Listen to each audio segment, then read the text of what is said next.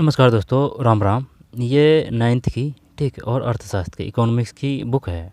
अब इसमें ये जो लास्ट पार्ट है, ठीक है, और ये नई वाली है जो वर्तमान सत्र में चल रही है, जो है 25-26 सभी के लिए काम का है, जो वो आरपीएससी संबंधित हो, आरएसएसएमबी हो, या फिर जो केबीएस एनबीएस ईएमआरएस हो, है ना, उन सभी के लिए काम का है, क्योंकि जो एनसीईआरटी है वो ऑथेंटिक बुक होती है। तो चलिए शुरू करते हैं। भारत में खाद्य सुरक्षा ये पार्ट है, ठीक है। बता देते हैं खाद्य सुरक्षा क्या है, ठीक, क्योंकि यहाँ से वो कथन कारण वाले क्वेश्चन देगा, आई बात समझ में, या फिर ऑब्जेक्ट भी क्वेश्चन बना सकता है।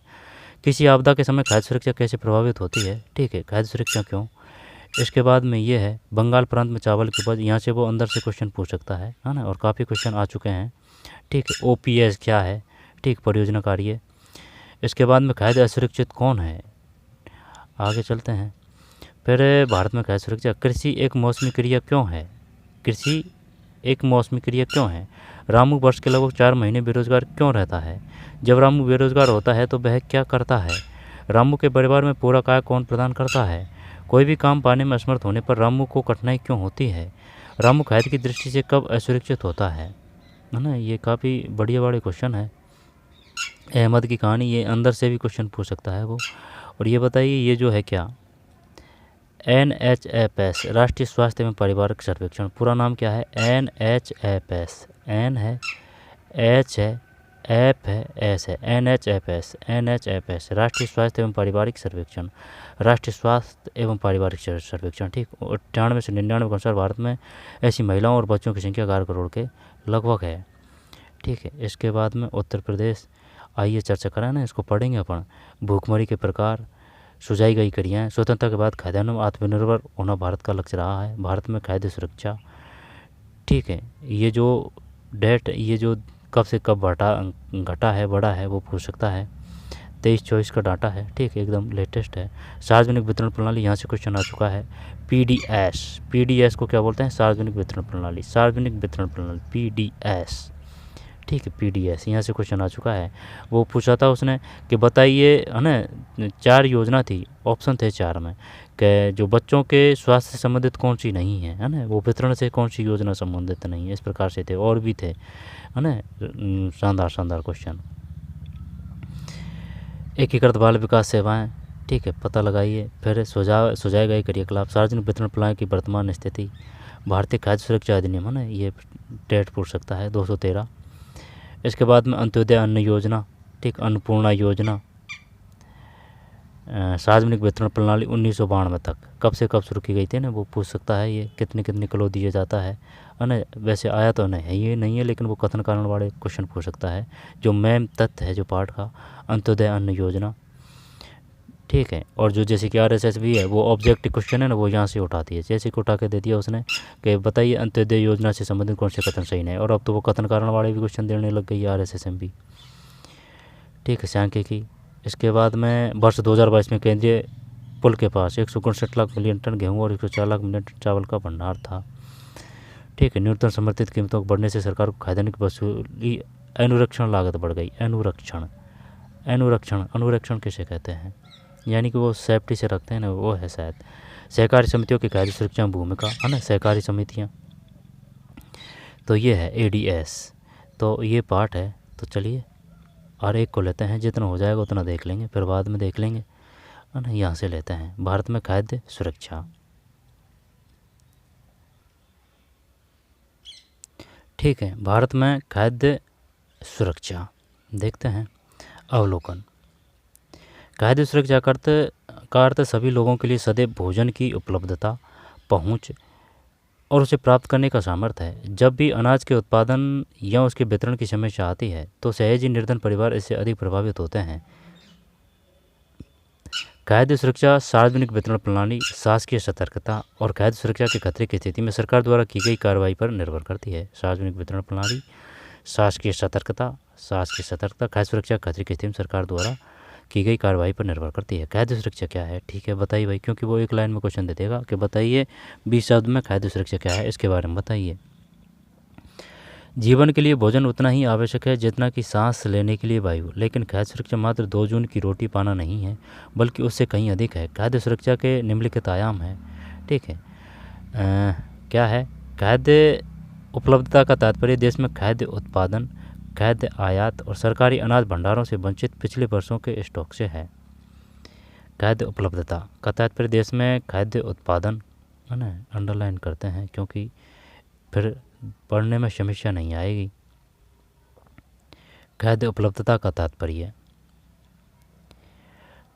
ये है, एक तो काम का खाद्य उपलब्धता का तात्पर्य देश में खाद्य उत्पादन, खाद्य आयात इंपोर्ट एक्सपोर्ट, आयात निर्यात सरकारी अनाज भंडारों से संचित पिछले वर्षों के स्टॉक से है। ठीक है। पहुंच का अर्थ है कि खाद्य प्रत्येक व्यक्ति को मिलता रहे। सामर्थ्य का अर्थ है ना, पहुंच का अर्थ है। खाद्य उपलब्धता का तात्पर्य है, खाद्य उपलब्धता का तो मतलब ये हो गया। पहुंच का अर्थ है प्रत्येक व्यक्ति को मिलता रहे। सामर्थ्य का अर्थ है लोगों के पास अपनी भोजन आवश्यकताओं को पूरा करने के लिए पर्याप्त और पौष्टिक भोजन खरीदने के लिए धन उपलब्ध हो। ठीक है, तीनों काम के हैं ये। आगे चलते हैं। सभी लोगों के पर्याप्त खाद्य उपलब्ध हो, सभी लोगों के पास स्वीकार्य गुणवत्ता के खाद्य पदार्थ खरीदने की क्षमता हो। क्षमता, खाद्य की उपलब्धता में कोई बाधा नहीं हो। आगे चलते हैं। खाद्य सुरक्षा क्यों? ठीक है, खाद्य सुरक्षा क्यों, इसको देखते हैं। समाज का अधिक गरीब वर्ग, क्योंकि जब वो क्वेश्चन देगा ना कि ये कथन इसकी व्याख्या कर रहा है या नहीं कर रहा है, या फिर सही है या गलत है, तब दिमाग खराब होगा। और तब वो क्वेश्चनों को आप तभी कर पाएंगे जब अगर ये क्वेश्चन सही हो, इनको फैक्टों को सही याद होगा, ये तब, है ना, सही याद होंगे तब। खाद्य सुरक्षा क्यों? समाज का अधिक गरीब वर्ग तो हर समय खाद्य असुरक्षा से ग्रस्त हो सकता है, बात तो सही है। परंतु जब देश भूकंप, सूखा, बाढ़, सुनामी, फसलों के खराब होने से पैदा हुए अकाल आदि राष्ट्रीय आपदाओं से गुजर रहा हो तो निर्धनता रेखा से ऊपर, है ना, ये क्वेश्चन आया था, जैसे कि ये निर्धन रेखा है से नीचे रहने वाले राज्यों को व्यवस्थित क्रम में कीजिए, है ना, ये क्वेश्चन पूछा था अभी लेटेस्ट।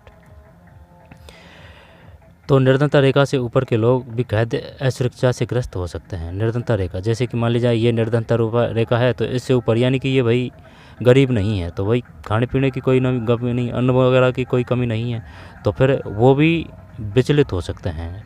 ठीक है, अगर ये इस प्रकार से अकाल, बाढ़, अगर ये सुनामी वगैरह है तो भी खाद्य असुरक्षा से ग्रस्त हो सकते हैं। जैसे कि अगर कोरोना को याद करें तो, ठीक है, खाद्य सुरक्षा क्यों।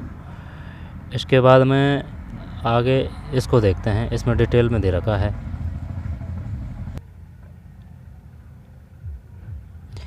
उन्नीस सौ 70 के दशक में खाद्य सुरक्षा का अर्थ आधिकारिक खाद्य पदार्थों की सदैव पर्याप्त उपलब्धता है। 1975, तो शायद ये जो है ना संयुक्त राष्ट्र संघ के हिसाब से है ये 1975।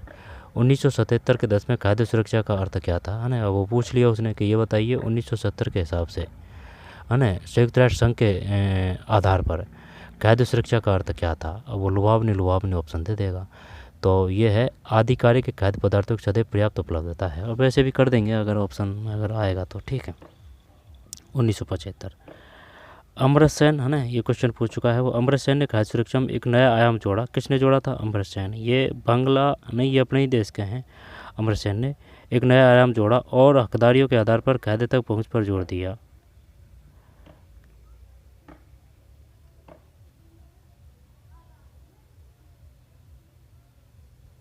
ठीक है, दोबारा से देखते हैं। 1970 के दशक में खाद्य सुरक्षा का अर्थ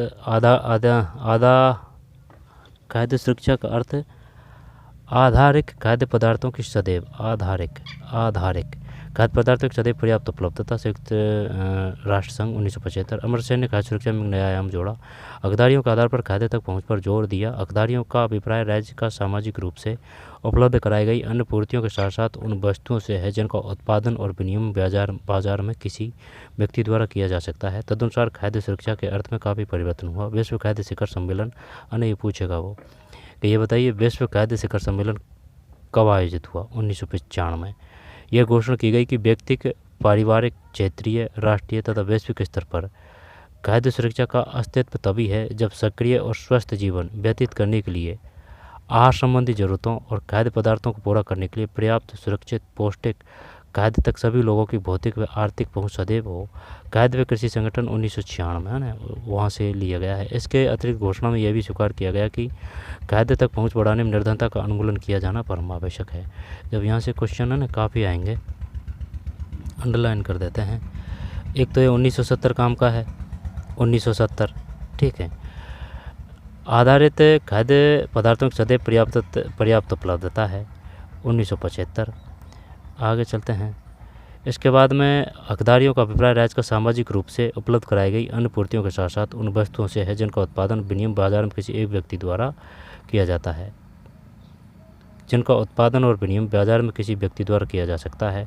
तदनुसार खाद्य सुरक्षा के अर्थ में काफ़ी परिवर्तन हुआ है। विश्व खाद्य शिखर है ना, ये काम का है 1995। विश्व खाद्य शिखर का आयोजन कब हुआ? 1995 में। क्या घोषणा की गई थी है ना, वो पूछ लेगा। बताइए, पहले तो ये बताइए विश्व खाद्य शिखर का आयोजन कब किया गया? तो 1995, 93, 94, 91, 95 है। क्या घोषणा की गई थी? व्यक्तिक, पारिवारिक, क्षेत्रीय, राष्ट्रीय, वैश्विक स्तर पर खाद्य सुरक्षा का अस्तित्व तभी है जब सक्रिय और स्वस्थ जीवन व्यतीत करने के लिए आहार संबंधी जरूरतों खाद्य पदार्थों को पूरा करने के लिए पर्याप्त, सुरक्षित एवं पौष्टिक खाद्य तक सभी लोगों की भौतिक एवं आर्थिक पहुंच सदैव हो। खाद्य एवं कृषि संगठन 1996 पृष्ठ 3। इसके अतिरिक्त घोषणा में यह भी स्वीकार किया गया कि खाद्य तक पहुंच बढ़ाने निर्धनता का उन्मूलन किया जाना आवश्यक है। आगे चलते हैं। ठीक है,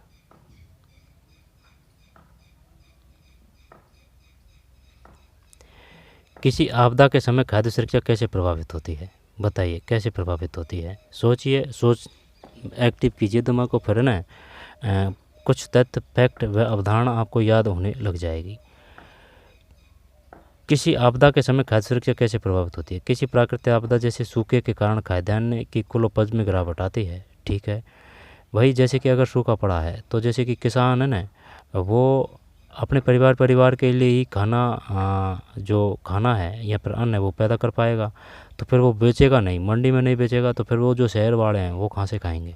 ठीक है, और वो जो सरकार है वो जो सेठ वगैरह से वो खरीदती है, ठीक है, ये मंडियों से खरीदती है, तो वो सरकार कैसे खरीद पाएगी? और सरकार अगर वो अन्न उपजी नहीं होगा तो सरकार कैसे खरीद पाएगी? और ख़रीदने के साथ साथ में वह जैसे कि ये योजना है, जैसे गेहूँ वगैरह दिए जाते हैं, जो गरीब तबके के लोग होते हैं या फिर जो योजनाएं चलती हैं उनके माध्यम से गेहूँ वगैरह दिए जाते हैं, तो वो किस प्रकार से दिए जाएंगे?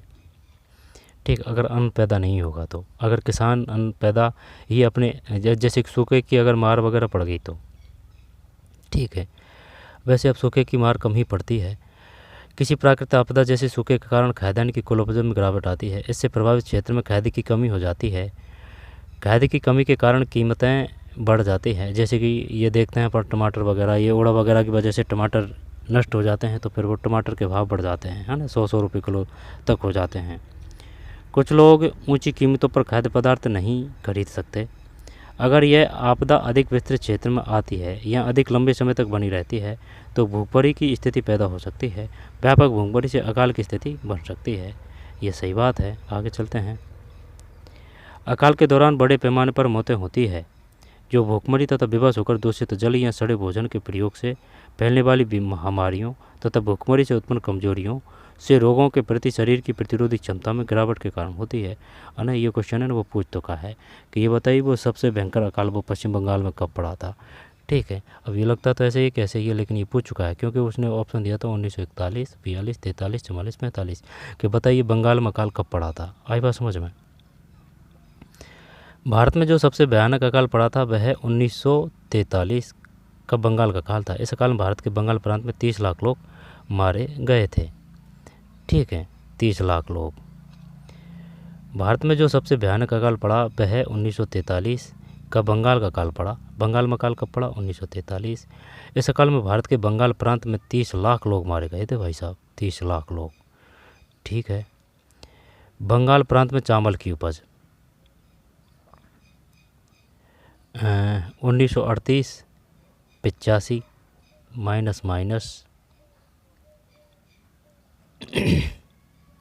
बंगाल प्रांत में चावल की उपज जब 85 है, ये कुल उत्पादन लागत टन 85 है। 39 यानी कि ये कम हुआ है, 79 है ना, ज़्यादा अंतर नहीं आया है। तो 82, 68, तो 42 में 43 में पड़ा है ना ये काल, तो 43 में पड़ा है, तो उत्पादन तो खूब हुआ है, ये 76। ठीक, कम हुआ है लेकिन इतना भी नहीं कि भाई हुआ नहीं है, क्योंकि ये 42 में हो चुका था ना 93 में, और ये 76 में है। तो आयात लाख टन आयात किया है 3। ठीक है, ये 39 में 4 लाख टन आयात, 3, 2, 3। फिर ये है, फिर कुल उत्पादक लाख टन 85, 83, 73, 92, ठीक है। तो ये 92 था उस समय 1942 में, और ये जो 76 है इसमें 79। देखते हैं ऊपर थोड़ी कुछ। क्या आपको मालूम है कि बंगाल के अकाल में सबसे अधिक कौन लोग प्रभावित हुए, है ना? जो जैसे कि अन्न पे पहुंच कम थी, सरकार ने योजना भी कम चला रखी थी, जैसे कि अब जो गेहूं वगैरह बांटे जाते हैं वो नहीं दिए जाते थे उस समय। चावल की कीमतों में, क्योंकि गेहूं भी कम पैदा होता था, और जो सरकार की वो उस समय अंग्रेज़ों का शासन था ना, तो उन्होंने अपने देश को भेजा था, और जो सरकार की जो नीतियाँ होती है वो सही तरह से अमल में नहीं ली जाती है, तो उसका भी दुष्परिणाम होता है। और उस समय औपनिवेशिक सरकार थी, यानी कि अंग्रेज़ों की सरकार थी। क्या आपको मालूम है कि बंगाल के काल में सबसे अधिक लोग कौन प्रभावित हुए? चावल की कीमतों में भारी वृद्धि से खेतीहर मजदूर, मछुआरे, परिवहन कर्मी और अन्य अनियमित श्रमिक, ठीक है, यानी कि वो जो नियमित नहीं है। ये अनियमित श्रमिक है, उनको जैसे कि काम का घंटा है ना वो ज़्यादा करना पड़ता है, जैसे कि 12 से 14 घंटा काम करना पड़ता है, ठीक। मजदूरी भी कम मिलती है ना, यानी कि परिश्रम भी कम मिलता है, ठीक। और जो नियमित होते हैं उनको काम कम करना पड़ता है, ठीक है, और पैसा भी बढ़िया मिलता है। तो ये अंतर होता है नियमित में और अनियमित में। अनियमित मतलब जैसे कि गांव का कोई श्रमिक है वो शहर में गया करने के लिए, ठीक है, और जैसे कि कोई नियमित है तो जैसे कोई फैक्ट्री वगैरह में कोई शहर में लग रहा है एक नियमित ना, वो वहीं लग रहा है तो वो नियमित हो जाएगा, ठीक है। अनियमित जैसे कि गांव का कोई किसान है, या फिर किसान नहीं, किसान के जो भूमिहीन किसान है तो वो जमींदार के वहाँ जाता है, ठीक है। अगर उसने मशीन वगैरह नहीं लाई तो उसको काम मिलेगा, अगर जैसे कि सब चीज़ें मशीनें लिया है वो आधुनिक, तो फिर वो क्या ही काम करेगा वहाँ, ठीक है। खेतीहर मजदूर, मछुआरे, परिवहन कर्मी और अन्य अनियमित श्रमिक सबसे अधिक प्रभावित हुए हैं। इस अकाल में सबसे अधिक वही मरे। आगे चलते हैं। बंगाल प्रांत में चावल की उपज, ठीक है, 38, ये 38 है, 85।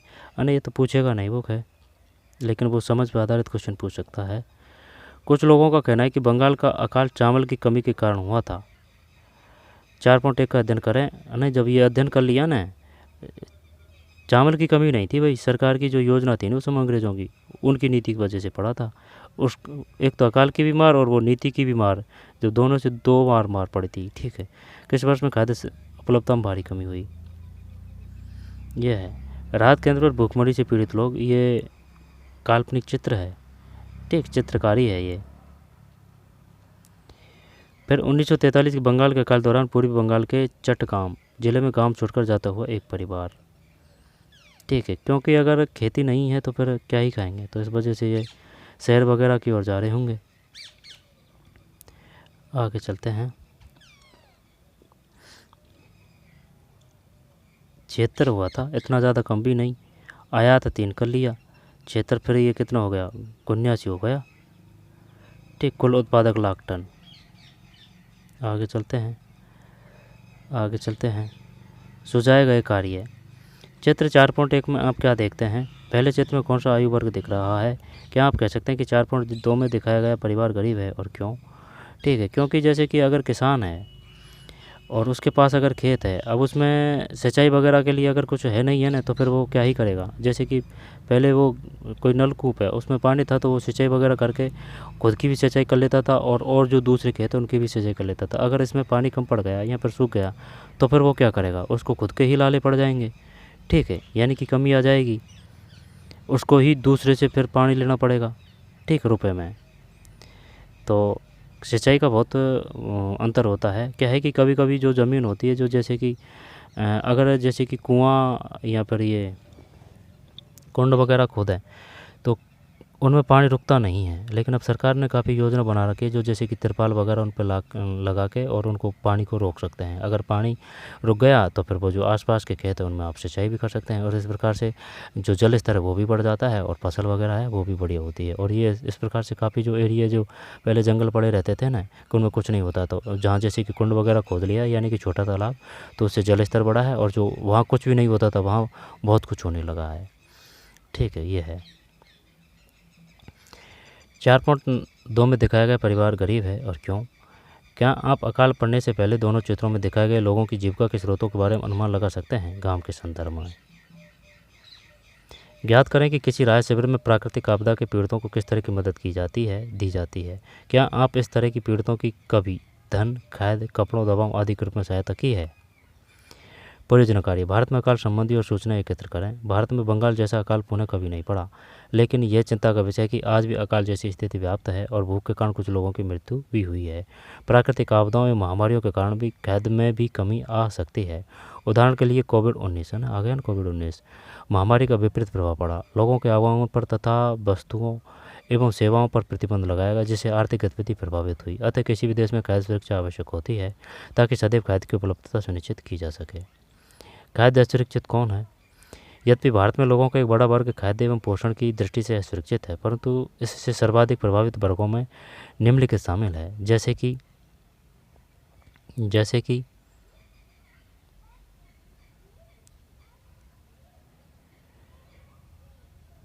भूमिहीन जो थोड़ी बहुत अथवा नगण्य भूमि पर निर्भर है, पारिवारिक दस्तकार, पारिवारिक सेवाएं प्रदान करने वाले लोग, ठीक, अपना छोटा मोटा काम करने वाले कामगार है ना, जैसे कि ज़मीन नहीं है या फिर वो कोई और काम करते हैं लेकिन वो उतना ठेली वगैरह है लेकिन उतना व्यवसाय नहीं है, ठीक है, करने वाले कामगार और निराश्रित तथा भिखारी। अब तो इतनी गरीबी नहीं है, अब तो काफ़ी गांवों में भी इतनी गरीबी नहीं मिलेगी, ठीक है, क्योंकि अगर 500 जो मज़दूरों की रेट है, अगर कहीं काम करने जाए सारे दिन, और जो जैसे कि गेहूँ वगैरह है वो 2700 है पर कुंटल, ठीक, 2700 या 2500। शहरी क्षेत्र में खाद्य की दृष्टि से अतिरिक्त वे परिवार जिनकी कामकाजी सदस्य प्राय कम वेतन वाले व्यवसायों और अनियमित यानी कि जो नियत नहीं है श्रम बाजार में काम करते हैं। ये कामगार अधिकतर मौसमी कार्यों में लगे हैं और उनको इतनी कम मजदूरी दी जाती है कि वे मात्र जीवित रह सकें। मौसमी कार्यों में लगे हैं और इनको वे कामगार अधिकतर मौसमी कार्यों में, जैसे कि ज़रूरत पड़ी फैक्ट्री वगैरह में ना 2-3 महीने के लिए, तब आ जाते हैं। जब 2-3 महीने काम करेंगे फिर बाकी के जो 7-8 महीने वो उनसे ही वो करते हैं। जब अगर बीमार वगैरह पड़ गए तो फिर हालत ख़राब हो जाती है।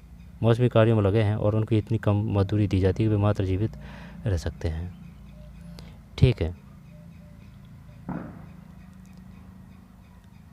और क्या है, रामू की कहानी। रामू की कहानी देखते हैं। रामू रायपुर गांव में कृषि क्षेत्र में एक अनियत यानी कि ये नियमित नहीं है, ठीक है, खेतीहर मजदूर के रूप में काम करता है, ठीक है। उसका सबसे बड़ा बेटा सोमू 10 वर्ष का है। यह भी गांव के सरपंच सतपाल सिंह के पशुओं की देखभाल करने वाली पाली के रूप में काम करता है। सोमू सरपंच के यहाँ पूरे वर्ष काम करता है और उसे इस काम के लिए सिर्फ 1000 रुपये मिलते हैं, ठीक है। रामू के 3 बेटे और 2 बेटियां हैं, लेकिन वे अभी बहुत कम उम्र के हैं, वे खेत में काम नहीं कर सकते।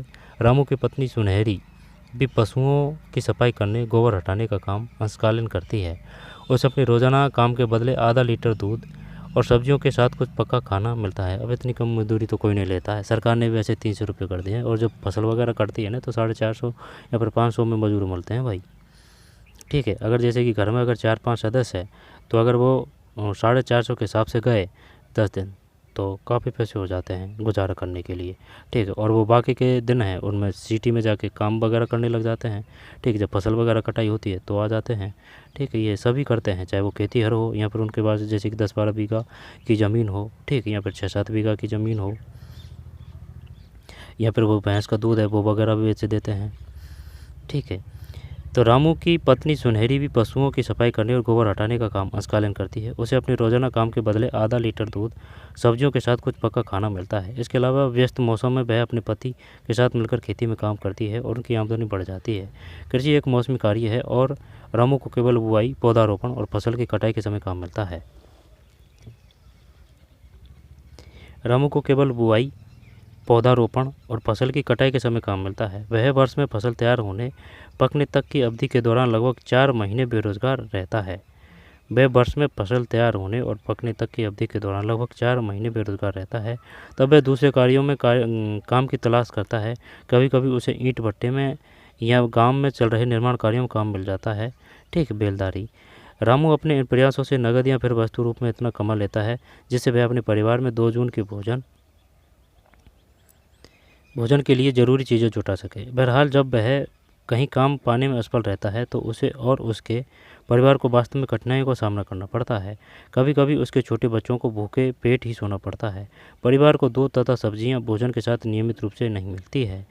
रामू कृषि कार्यों की मौसमी प्रकृति के कारण अपनी बेरोजगारी के 4 महीनों में खाद्य की दृष्टि से असुरक्षित रहता है। तो ये रहता है भाई असुरक्षित, इस प्रकार से रहते हैं असुरक्षित। ये एक कहानी उदाहरण है ना, ये काफ़ी जो है गांव है उन पे लागू होती है, मनोरंजन के नहीं लिए नहीं दी है।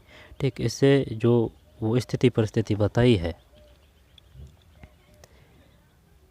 कृषि एक मौसमी क्रिया क्यों है? रामू वर्ष के लगभग 4 महीने बेरोजगार क्यों रहता है? ठीक है, जब रामू बेरोजगार होता है तो वह क्या करता है? रामू के परिवार में पूरक आय कौन प्रदान करता है? कोई भी काम पाने में असमर्थ होने पर रामू को कठिनाई क्यों होती है? रामू खैर की दृष्टि से कब असुरक्षित होता है?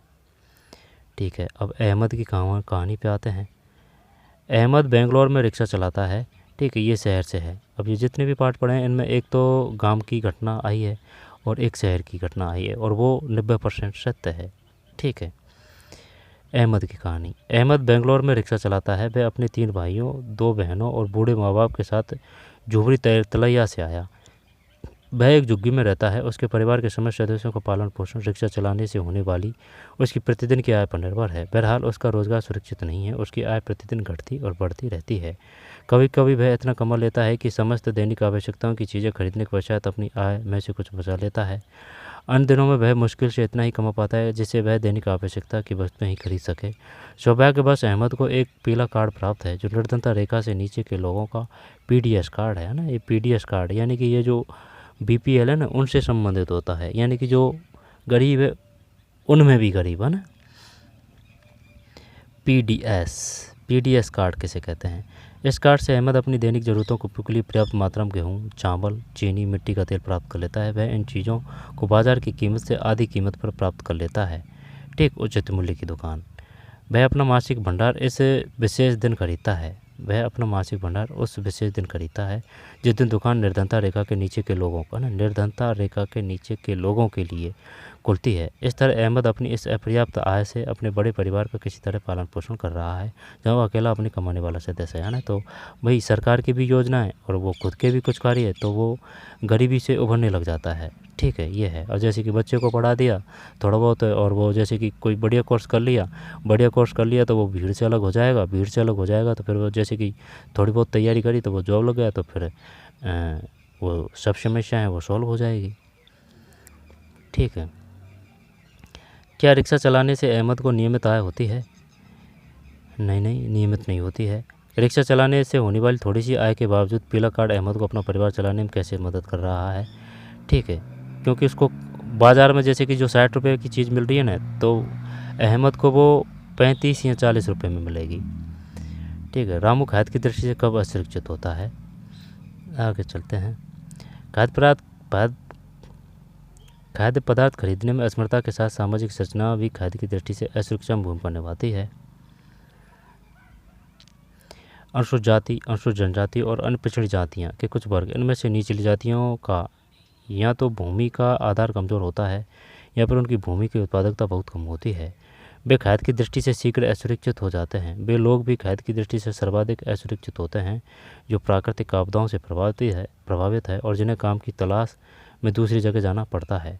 कुपोषण में सबसे अधिक महिलाएं प्रभावित होती है। यह गंभीर चिंता का विषय है क्योंकि इससे अजन्मे बच्चों को भी कुपोषण का खतरा रहता है।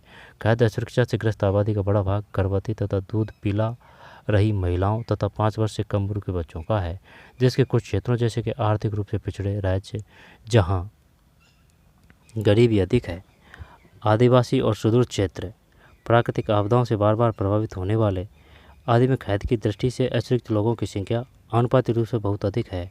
वास्तव में उत्तर प्रदेश पूर्वी और दक्षिणी पूर्वी हिस्से, जैसे कि उत्तर प्रदेश है ना, तो उसमें ये जैसे कि पूर्वी और दक्षिण पूर्वी हिस्से, बिहार है, ठीक, बिहार में सबसे ज़्यादा गरीब है, झारखंड है, उड़ीसा है, पहले पढ़ चुके हैं अपन, पश्चिम बंगाल, छत्तीसगढ़, मध्य प्रदेश और महाराष्ट्र के कुछ भागों में है ना, कुछ भाग है महाराष्ट्र के भी। खाद्य की दृष्टि से असुरक्षित लोगों की सर्वाधिक संख्या है। दोबारा से देख लेते हैं।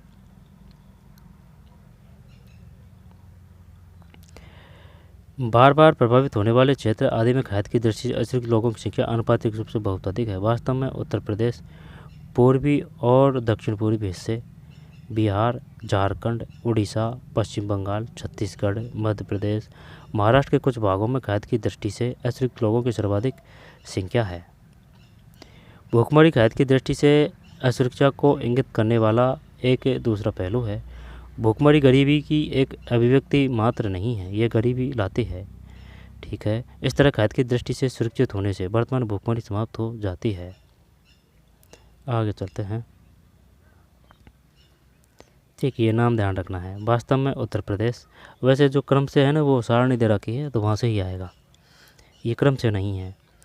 दक्षिण पूर्वी हिस्से, तो ये दक्षिण पूर्वी हिस्से पूछ सकता है वो, क्योंकि उस जो पार्ट था ना पहले वाला, उसमें नहीं दे रखा था कि भाई उत्तर प्रदेश तो है, सबसे ज़्यादा जो गरीब है वो बिहार है जनसंख्या। इसके बाद में जो बिहार के बाद में आएगा उत्तर प्रदेश का, उत्तर प्रदेश के बाद में मध्य प्रदेश है, लेकिन ये नहीं था कि भाई उत्तर प्रदेश में दक्षिण पूर्वी हिस्सा है। ठीक है, बिहार, झारखंड। जब उत्तर प्रदेश की राजधानी कौन सी है? उत्तर प्रदेश की राजधानी कानपुर है। ठीक है, मध्य प्रदेश की भोपाल है, बिहार की पटना है, झारखंड की नागालैंड की कोहिमा है, और ये झारखंड है ना, ये छत्तीसगढ़ की राजधानी रांची है। झारखंड की रांची हो जाएगी ना, झारखंड की रांची हो जाएगी, और छत्तीसगढ़ की रायपुर है।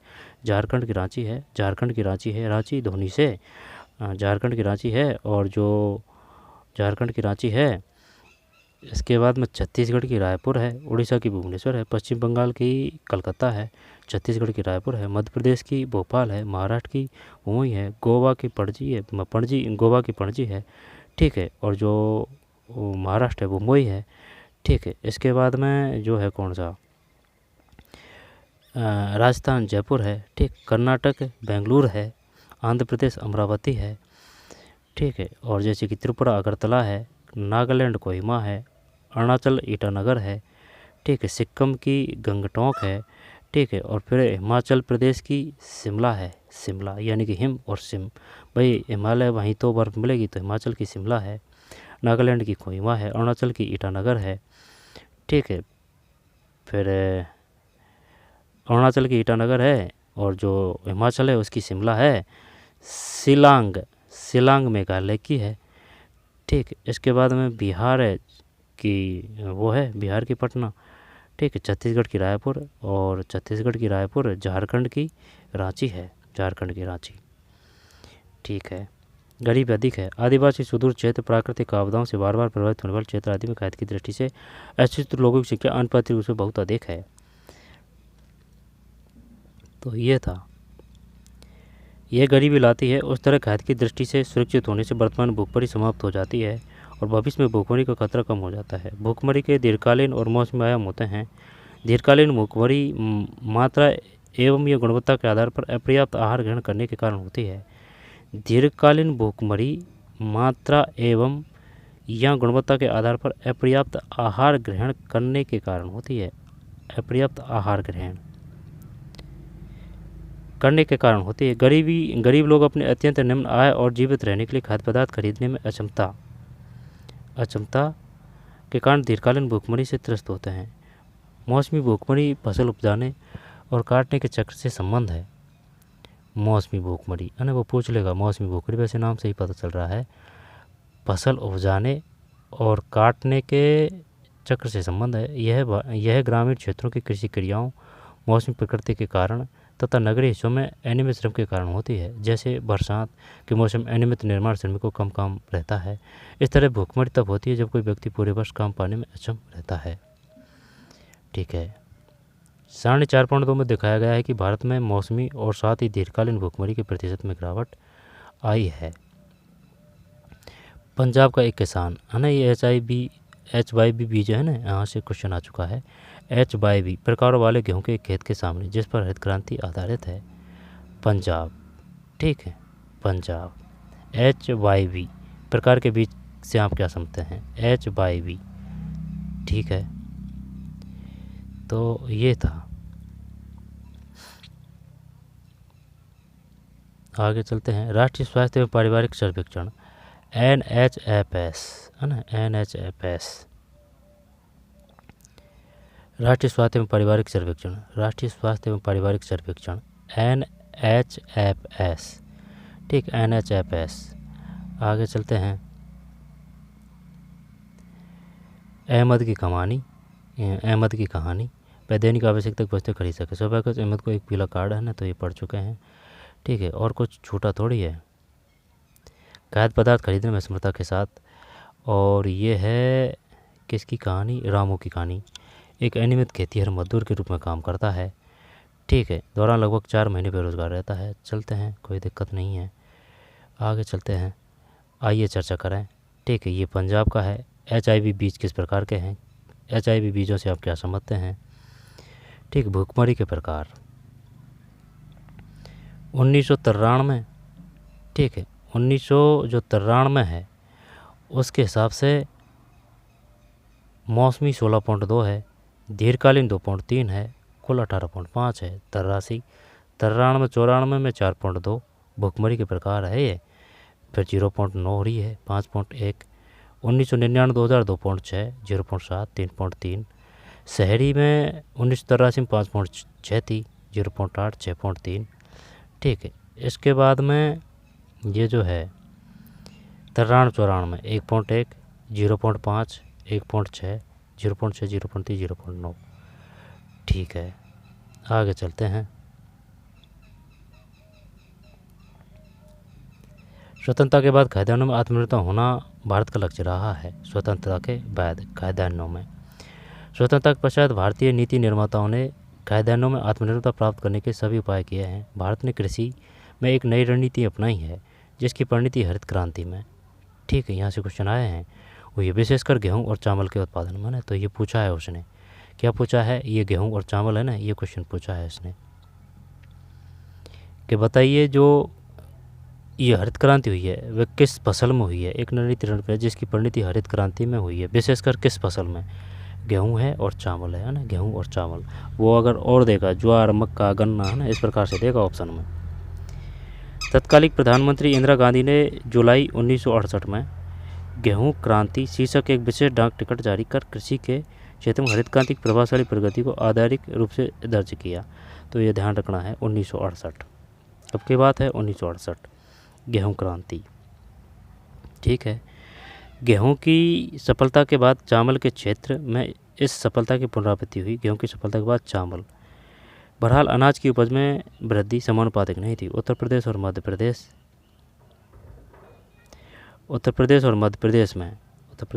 प्रदेश में सर्वाधिक वृद्धि हुई, जो कि 58 और 33 करोड़ टन वृद्धि हुई, जो कि 58 और 33 करोड़ टन क्रमशः 2020-21 में है। वर्ष 2021 के कुल अनाजों का उत्पादन 310 करोड़ टन है। वर्ष 21-22 में कुल अनाजों का उत्पादन 315 करोड़ टन है, ठीक है। 310, 315। फिर गेहूं के उत्पादन में उत्तर प्रदेश एवं मध्य प्रदेश में उल्लेखनीय वृद्धि हुई, क्योंकि 36 और 18 करोड़ टन क्रमश, तो यानी कि 36 करोड़ टन वो उत्तर प्रदेश में है और 18 करोड़ टन है वो मध्य प्रदेश में है। 36 और 18 2020-21 में है, 2021। दूसरी तरफ पश्चिम बंगाल एवं उत्तर प्रदेश में चावल के उत्पादन में उल्लेखनीय वृद्धि हुई, जो कि 17 एवं 16 करोड़ टन, ठीक है। दोबारा देखते हैं, 2021 में है। दूसरी तरफ पश्चिम बंगाल एवं उत्तर प्रदेश में चावल के उत्पादन में उल्लेखनीय वृद्धि, जो कि 17 एवं 16 करोड़ टन 2021 में है, ठीक है। तो ये है काम का है, ठीक है। आगे चलते हैं। अगर वो पूछ ले कि ये बताइए 2021 में सर्वाधिक गेहूँ उत्पादन कितना हुआ था, है ना, तो आ भी सकता है, नहीं भी आ सकता है, लेकिन ये ज़रूर पूछ सकता है सबसे ज़्यादा गेहूँ उत्पादक जिले कौन कौन से हैं। क्रम से व्यवस्थित कीजिए, तो पहले उत्तर प्रदेश है, इसके बाद में मध्य प्रदेश है ना, कोई दिक्कत है इसमें? उत्तर प्रदेश है, मध्य प्रदेश है। 36 और 18 करोड़ टन, तो उत्तर प्रदेश में 36, 18 करोड़ टन 2021। दूसरी तरफ पश्चिम बंगाल उत्तर प्रदेश में चावल के उत्पादन में उल्लेखनीय वृद्धि हुई। ये कौन सा है? पश्चिम बंगाल और उत्तर प्रदेश में। तो पश्चिम बंगाल में 17 है और उत्तर प्रदेश में 16 है। तो कहने का अगर देखें तो चावल भी खूब होते हैं उत्तर प्रदेश में, और चावल और गेहूँ दोनों भी खूब होते हैं। वैसे गन्ना भी खूब होता है उत्तर प्रदेश में, गन्ना, ठीक है। तो गरीबी भी खूब है उत्तर प्रदेश में। बिहार के बाद में गरीबी जो है उत्तर प्रदेश में ही है। उत्तर प्रदेश के बाद में मध्य प्रदेश है। वो उद्योग धंधों का भी फर्क पड़ता है, ठीक है। ये है, आगे चलते हैं, ठीक है। आगे चलते हैं।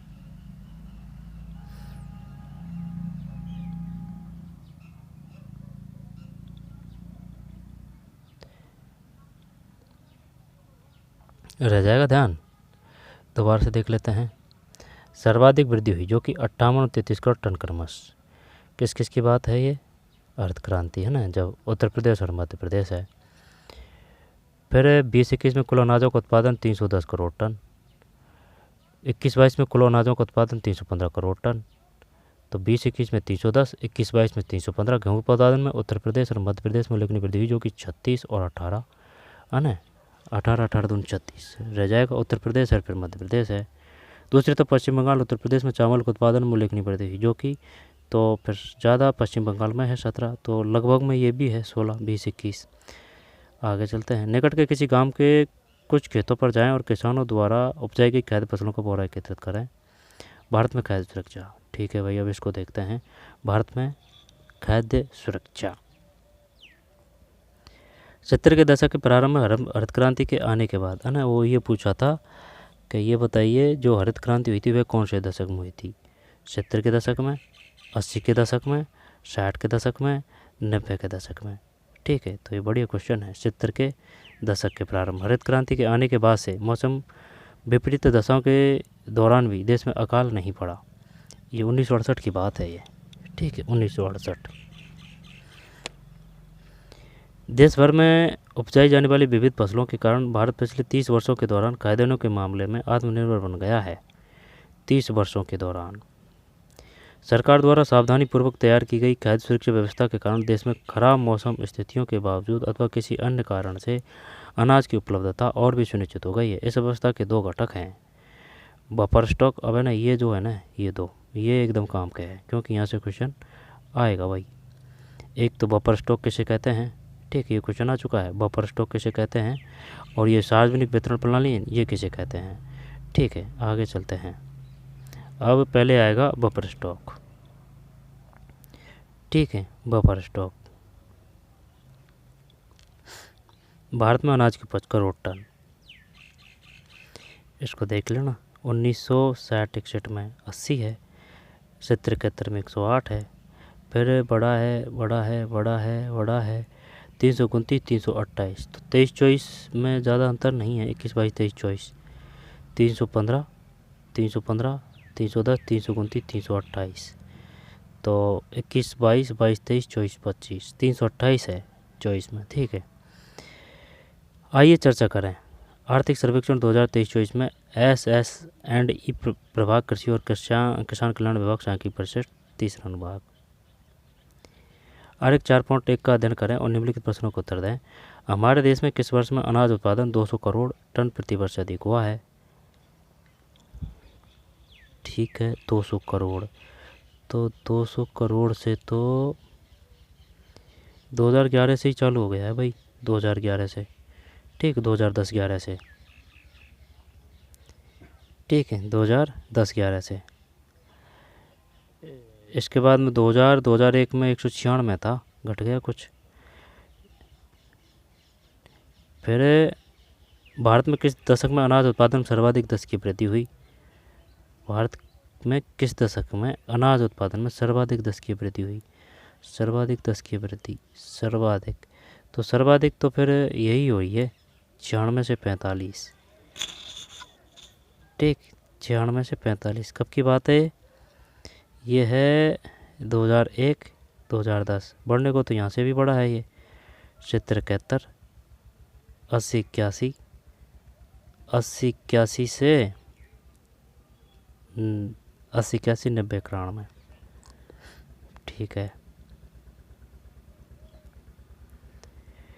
क्या 2001 में भारत में उत्पादन वृद्धि स्थायी है? स्थायी नहीं है, थोड़ा बहुत घट जाता है फिर बढ़ जाता है। अब आ जाइए बफर स्टॉक पर, ठीक है। यहाँ से एक क्वेश्चन पक्का है, बफर स्टॉक क्या है, ठीक है। बफर स्टॉक क्या है? तो बफर स्टॉक क्या है, ठीक। बफर स्टॉक भारतीय खाद्य निगम, ये FCI है। FCI के माध्यम से सरकार द्वारा अधिप्राप्त अनाज, गेहूँ, चावल का भंडार है। भारतीय खाद्य निगम अधिशेष उत्पादन वाले राज्यों में किसानों से गेहूँ और चावल खरीदता है। किसानों को उनकी फसल के लिए पहले से घोषित कीमतें दी जाती है। इस मूल्य को न्यूनतम समर्थित कीमत कहा जाता है, ठीक है। इन फसलों के उत्पादन को प्रोत्साहन देने के उद्देश्य बुआई के मौसम से पहले सरकार न्यूनतम समर्थित कीमत की घोषणा करती है। खरीदे हुए अनाज खाद्य भंडारों में रखे जाते हैं। क्या आप जानते हैं कि सरकार बफर स्टॉक क्यों बनाती है? ऐसा कमी वाले क्षेत्रों में और समाज के गरीब वर्गों में बाजार कीमत से कम कीमत पर अनाज के वितरण के लिए किया जाता है। ठीक, ऐसा कमी वाले क्षेत्रों में और समाज के गरीब वर्गों में बाजार कीमत से कम कीमत पर अनाज के वितरण के लिए किया जाता है। इस कीमत को निर्गत कीमत भी कहते हैं। वो पूछ सकता है निर्गम कीमत क्या है? निर्गम, ठीक है, निर्गम कीमत यानी कि जो सरकार जो बाज़ार की जो रेट है उससे कम में देते हैं, वो है निर्गम कीमत। निर्गम ये खराब मौसम में या फिर आपदा काल में अनाज की कमी की समस्या हल करने में मदद करता है। निर्गम कीमत क्या है बताइए? निर्गम, ठीक है भाई। तो ये तो है बफर स्टॉक, ज़्यादा नहीं है लेकिन क्वेश्चन आ सकता है बफर स्टॉक क्या है। ठीक, न्यूनतम समर्थित कीमत कहा जाता है। इन फसलों के उत्पादन को प्रोत्साहन देने के उद्देश्य बुआई के मौसम पहले सरकार न्यूनतम समर्थित कीमत की घोषणा करती है। ठीक, बफर स्टॉक क्यों बनाती है? ऐसा कमी वाले क्षेत्रों में और समाज के गरीब वर्गों में व्यापार कीमत से कम कीमत पर अनाज के वितरण के लिए किया जाता है। इस कीमत को निर्गम कीमत भी कहते हैं। अब आ जाइए सार्वजनिक वितरण प्रणाली पर। सार्वजनिक वितरण प्रणाली भारतीय खाद्य निगम द्वारा अधिप्राप्त अनाज को सरकार विनियमित राशन दुकानों के माध्यम से समाज के गरीब वर्गों में वितरित करती है। इसे सार्वजनिक वितरण प्रणाली पीडीएस कहते हैं। ठीक है, शॉर्टकट नाम भी पूछ सकता है, बताइए पीडीएस किसे कहते हैं? पीडीएस, जैसे कि पीडीएस, तो पीडीएस, पी से मतलब सार्वजनिक, ठीक है, पी से मतलब सार्वजनिक, पब्लिक है ना, पब्लिक हो जाएगा। डी से मतलब डिस्ट्रीब्यूट, वितरण। एस से मतलब, एस से क्या बनेगा? एस से प्रणाली, तो पब्लिक डिस्ट्रीब्यूट, और एस से ध्यान नहीं आ रहा है ना, तो सार्वजनिक वितरण प्रणाली पीडीएस कहते हैं। आगे चलते हैं। सार्वजनिक वितरण प्रणाली क्या है? ठीक है, सार्वजनिक वितरण प्रणाली पीडीएस कहते हैं। ये अब अधिकांश क्षेत्रों, गांवों, कस्बों, शहरों में राशन की दुकानें, देश भर के लगभग 5 लाख राशन की दुकानें हैं। राशन की दुकानें जिन्हें उचित दर वाली दुकानें कहा जाता है, उचित दर वाली दुकानें कहा जाता है। चीनी, खाद्यान्न और खाना पकाने के लिए मिट्टी के तेल का भंडार होता है। अब तो केरोसिन नहीं मिलता है भाई, पहले मिलता था। ये सब बाजार कीमत से कम कीमत पर लोगों को बेचा जाता है। राशन कार्ड रखने वाला कोई भी परिवार प्रतिमाह इनकी एक अनुबंधित मात्रा, जैसे 35 किलोग्राम अनाज, ठीक है, 35 किलोग्राम अनाज पूछ सकता है ये संख्या, 35 किलोग्राम अनाज, 5 लीटर मिट्टी का तेल, 5 किलोग्राम चीनी आदि निकटवर्ती राशन की दुकान से खरीद सकता है। ठीक है, 35 किलोग्राम अनाज,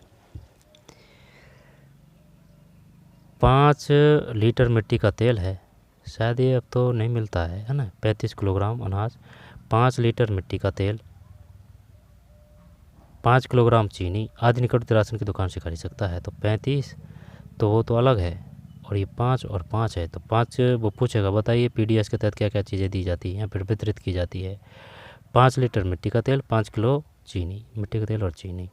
आगे चलते हैं। 5.5 लाख राशन की दुकान है। सार्वजनिक वितरण प्रणाली क्या है? ठीक है भाई, ये सार्वजनिक वितरण प्रणाली है। राशन कार्ड 3 प्रकार के होते हैं, ये पूछा था उसने। कार्ड कितने प्रकार के होते हैं? 3। एपीएल किसे कहते हैं? बीपीएल किस प्रकार के हैं? इस प्रकार से, जैसे कि 2, 3, 4, 5 ऐसे था उसमें ऑप्शन। राशन कार्ड 3 प्रकार के होते हैं। निर्धनों में भी निर्धनतम लोगों के अंत्योदय कार्ड है। निर्धनता रेखा नीचे के लोगों के लिए बीपीएल कार्ड है और अन्य लोगों के लिए एपीएल कार्ड है। ठीक है, तो निर्धनों में निर्धन वो तो है अंत्योदय कार्ड। निर्धनता रेखा से, जैसे कि ये निर्धनता रेखा है, से नीचे के लोगों के लिए वो बीपीएल कार्ड है, और जो जैसे कि निर्धनता से ऊपर है ना रेखा के, उनके लिए ये एपीएल है, एपीएल। ठीक है, ये जो कार्ड होता है ये पीला होता है बीपीएल कार्ड, और ये एपीएल कार्ड है, ये नीला होता है एपीएल। तो निर्धनता में भी निर्धन लोगों के लिए कौन सा कार्ड काम में लिया जाता है? पूछेगा वो, अंत्योदय कार्ड। निर्धनता रेखा से नीचे लोगों के लिए भी बीपीएल कार्ड है, अन्य लोगों के लिए एपीएल कार्ड है। सुझाई गई क्रियाएँ। अपने इलाके की राशन की दुकान पर जाएं और वहां से निम्नलिखित ब्यौरा प्राप्त करें। राशन की दुकान कब खुलती है? राशन की दुकान पर कौन कौन सी चीज़ें बेची जाती है? राशन की दुकान के चावल और चीनी निर्धनता की रेखा से नीचे वाले परिवारों के लिए कीमत की तुलना किस अन्य किराने की दुकान की कीमतों से करें, पता लगाएं। क्या आपके पास राशन कार्ड है? क्या आपके पास राशन कार्ड है? इस राशन कार्ड से आपके परिवार ने हाल ही में कौन सी चीज़ें खरीदी है? क्या उन्हें किसी तरह की समस्याओं का सामना करना पड़ता है? राशन की दुकान क्यों जरूरी है? ठीक है, राष्ट्रीय उत्पादन एवं वितरण योजना, उचित दर राशन की दुकान, सर्किल संख्या 9। ठीक है, ये उचित मूल्य की दुकान है, ये डीलर है। राशन की दुकान क्यों जरूरी है? क्या उन्हें किसी तरह की समस्या का सामना करना पड़ता है? उस राशन कार्ड से आपके परिवार में हाल ही में कौन सी चीज़ खरीदी है? क्या आपके पास राशन कार्ड है? आगे चलते हैं। भारत में राशन व्यवस्था की शुरुआत बंगाल के अकाल की पृष्ठभूमि 1940 के दशक में हुई थी। ठीक है, कब हुई थी? 1940 के दशक में। पूछ सकता है भाई वो कुछ भी, एनसीईआरटी में आ गया तो वो क्वेश्चन भी आ सकता है।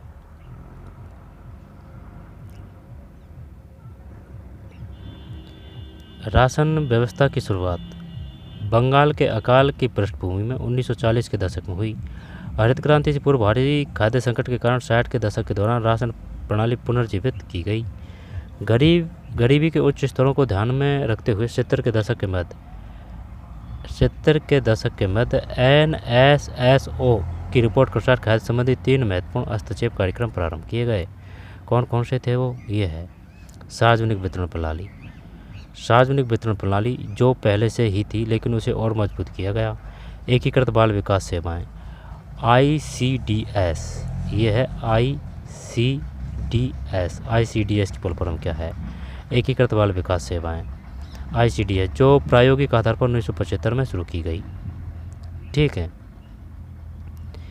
और काम के बदले अनाज FW 1977-78 में प्रारंभ। इन वर्षों में कई नए कार्यक्रम शुरू किए गए, जो कार्यक्रम को चलाने के बढ़ते अनुभवों के आधार पर अन्य कार्यक्रमों का पुनर्गठन किया गया। वर्तमान अनेक गरीब उन्मूलन कार्यक्रम PAP चल रहे हैं, जो अधिकतर ग्रामीण क्षेत्रों में है। इनके स्पष्ट रूप से घटक खाद्य भी हैं, जहां सार्वजनिक वितरण प्रणाली, दोपहर का भोजन आदि विशेष रूप से खाद्य की दृष्टि से सुरक्षा के कार्यक्रम हैं। अधिकतर PAP भी खाद्य सुरक्षा बढ़ाते हैं। रोजगार कार्यक्रम गरीबों की आय से बढ़ोतरी कर खाद्य सुरक्षा में बड़ा योगदान करते हैं। रोजगार कार्यक्रम गरीबों की आय में बढ़ोतरी कर खाद्य सुरक्षा में बड़ा योगदान करते हैं। दोबारा से देखते हैं।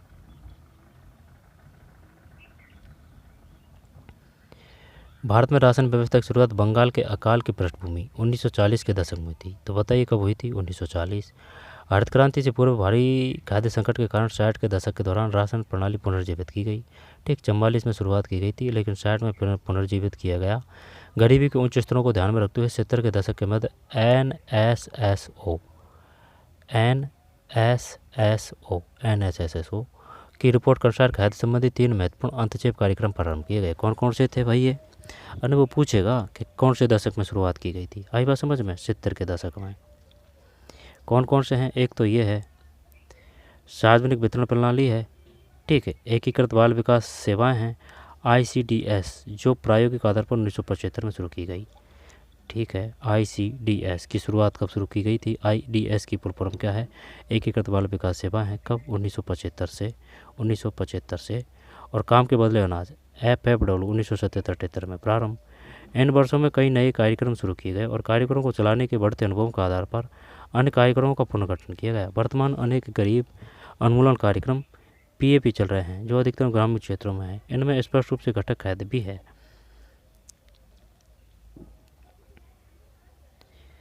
1940 60 पुनर्जीवित, 70 NSSO की रिपोर्ट के अनुसार खाद्य संबंधी 3 महत्वपूर्ण हस्तक्षेप।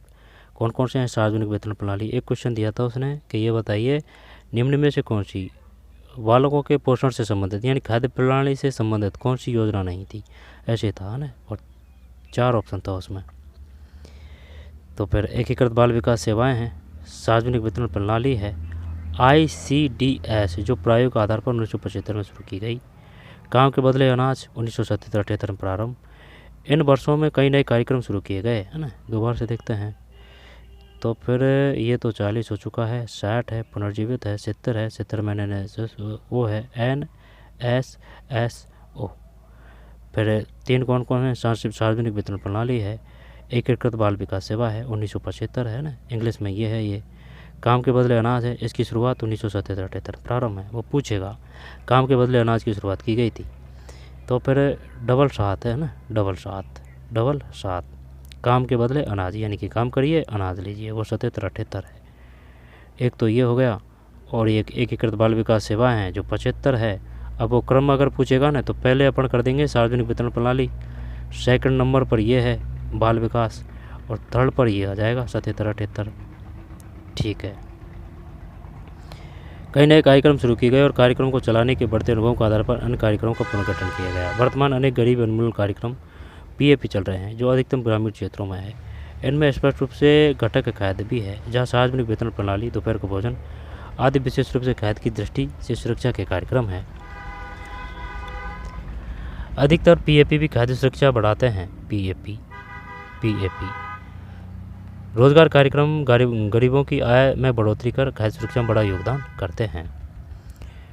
सुझाए गए क्रियाकलाप, सरकार की ओर से शुरू किए गए खाद्य व्यय आधारित कार्यक्रमों की विस्तृत जानकारी एकत्र करें। संकेत, ग्रामीण वेतन रोजगार कार्यक्रम, रोजगार गारंटी योजना, संपूर्ण ग्रामीण रोजगार योजना, दोपहर का भोजन। दोबारा देखते हैं, ग्रामीण वेतन रोजगार कार्यक्रम, रोजगार गारंटी योजना, अब तो ये जी राम जी कर दिया है इसका नाम है ना, संपूर्ण ग्रामीण रोजगार योजना, दोपहर का भोजन, एकीकृत बाल विकास सेवाएं आदि अपने शिक्षक के साथ चर्चा करें। सार्वजनिक वितरण प्रणाली की वर्तमान स्थिति, ये भी काम का है। ओपीएस, सार्वजनिक वितरण प्रणाली की वर्तमान स्थिति। ठीक है, कोई दिक्कत यहाँ तक? 40, 60, 70 सार्वजनिक वितरण प्रणाली, एकीकृत बाल विकास सेवाएं ICDS 75 में शुरू की गई थी एकीकृत। और जो अनाज का काम है, भाई काम करिए अनाज लीजिए, वो 77-78 में है। पीएपी गरीब उन्मूलन कार्यक्रम है, दोपहर का भोजन आदि विशेष खाद्य की दृष्टि से सुरक्षा के कार्यक्रम है। ठीक है,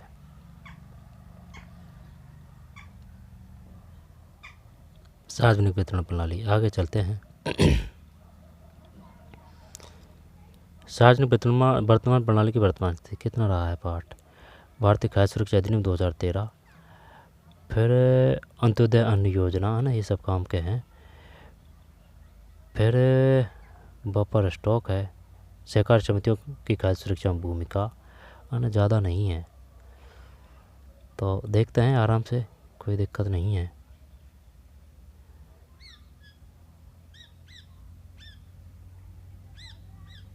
सार्वजनिक वितरण प्रणाली की वर्तमान स्थिति, ओपीएस है ये। सार्वजनिक वितरण प्रणाली की वर्तमान स्थिति, सार्वजनिक वितरण प्रणाली खाद्य सुरक्षा सुनिश्चित करने की दिशा में भारत सरकार का सर्वाधिक महत्वपूर्ण कदम है। प्रारंभ में यह प्रणाली सबके लिए थी और निर्धनों और गैर निर्धनों के लिए बीच कोई भेद नहीं किया जाता था। बाद के वर्षों में सार्वजनिक वितरण प्रणाली को अधिक दक्ष और अधिक लक्षित बनाने के लिए संशोधित किया गया। दोबारा देखते हैं। ठीक है, सार्वजनिक वितरण प्रणाली की वर्तमान स्थिति आराम से समझते हुए, भारत ने सार्वजनिक वितरण प्रणाली खाद्य सुरक्षा सुनिश्चित करने की दिशा में भारत सरकार का सर्वाधिक महत्वपूर्ण कदम है। प्रारंभ में यह प्रणाली सबके लिए थी और निर्धनों और गैर निर्धनों के बीच कोई भेद नहीं किया गया था। निर्धनों और गैर निर्धन, यानी कि जो निर्धन नहीं है ना, सब समान थे। ठीक है, कोई भेद नहीं था प्रारंभ में। अब ना वो क्या देगा, वो ये देगा, बताइए जो सार्वजनिक वितरण प्रणाली है उनसे संबंधित कौन से कथन सही है। तो भाई पहले कोई भेदभाव नहीं था। ठीक है, बाद के वर्षों में सार्वजनिक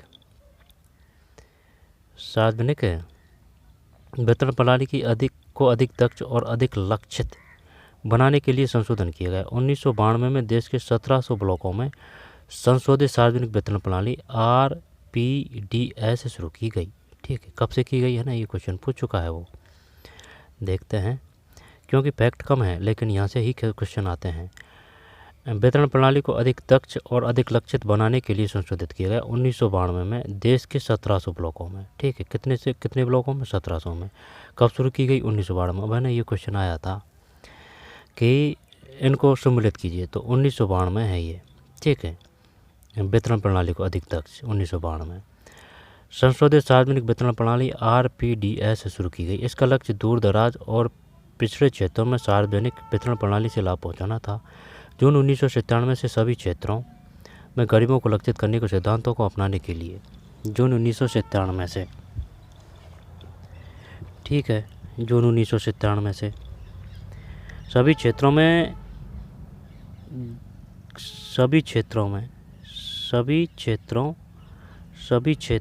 में गरीबों को लक्षित करने के सिद्धांत को अपनाने के लिए, ठीक है भाई। ये क्या है, भारतीय खाद्य सुरक्षा अधिनियम 2013, ठीक है, 2013। भारतीय खाद्य सुरक्षा अधिनियम 2013 के तहत खाद्य एवं पोषण संबंधी सुरक्षा सस्ती कीमतों पर उपलब्ध कराई जा सके ताकि मानव गरिमा में जीवन निर्वाह कर सके। इस अधिनियम के तहत 75% ग्रामीण जनसंख्या एवं 50% शहरी जनसंख्या को योग्य परिवार में वर्गीकृत किया गया है। दोबारा से देख लेते हैं। भारतीय खाद्य सुरक्षा अधिनियम कब संबंधित है? 10, 11, 12, 13, 13 है, 13, ठीक। भारतीय खाद्य सुरक्षा अधिनियम 2013 के तहत खाद्य एवं पोषण संबंधी सुरक्षा सस्ती कीमतों पर उपलब्ध कराई जा सके ताकि मानव गरिमा में जीवन निर्वाह कर सके। इस अधिनियम के तहत 75% ग्रामीण जनसंख्या एवं 50% शहरी जनसंख्या को योग्य परिवार में वर्गीकृत किया गया। जब ये 75-50 में चक्कर पड़ेगा वो, तो ग्रामीण जनसंख्या कितनी है? 75 है, और शहरी जनसंख्या कितनी है? 50 है। 75% ग्रामीण जनसंख्या और 50 है ना, तो 75-50, 75 ग्रामीण, 50 शहरी, ठीक है। आगे चलते हैं।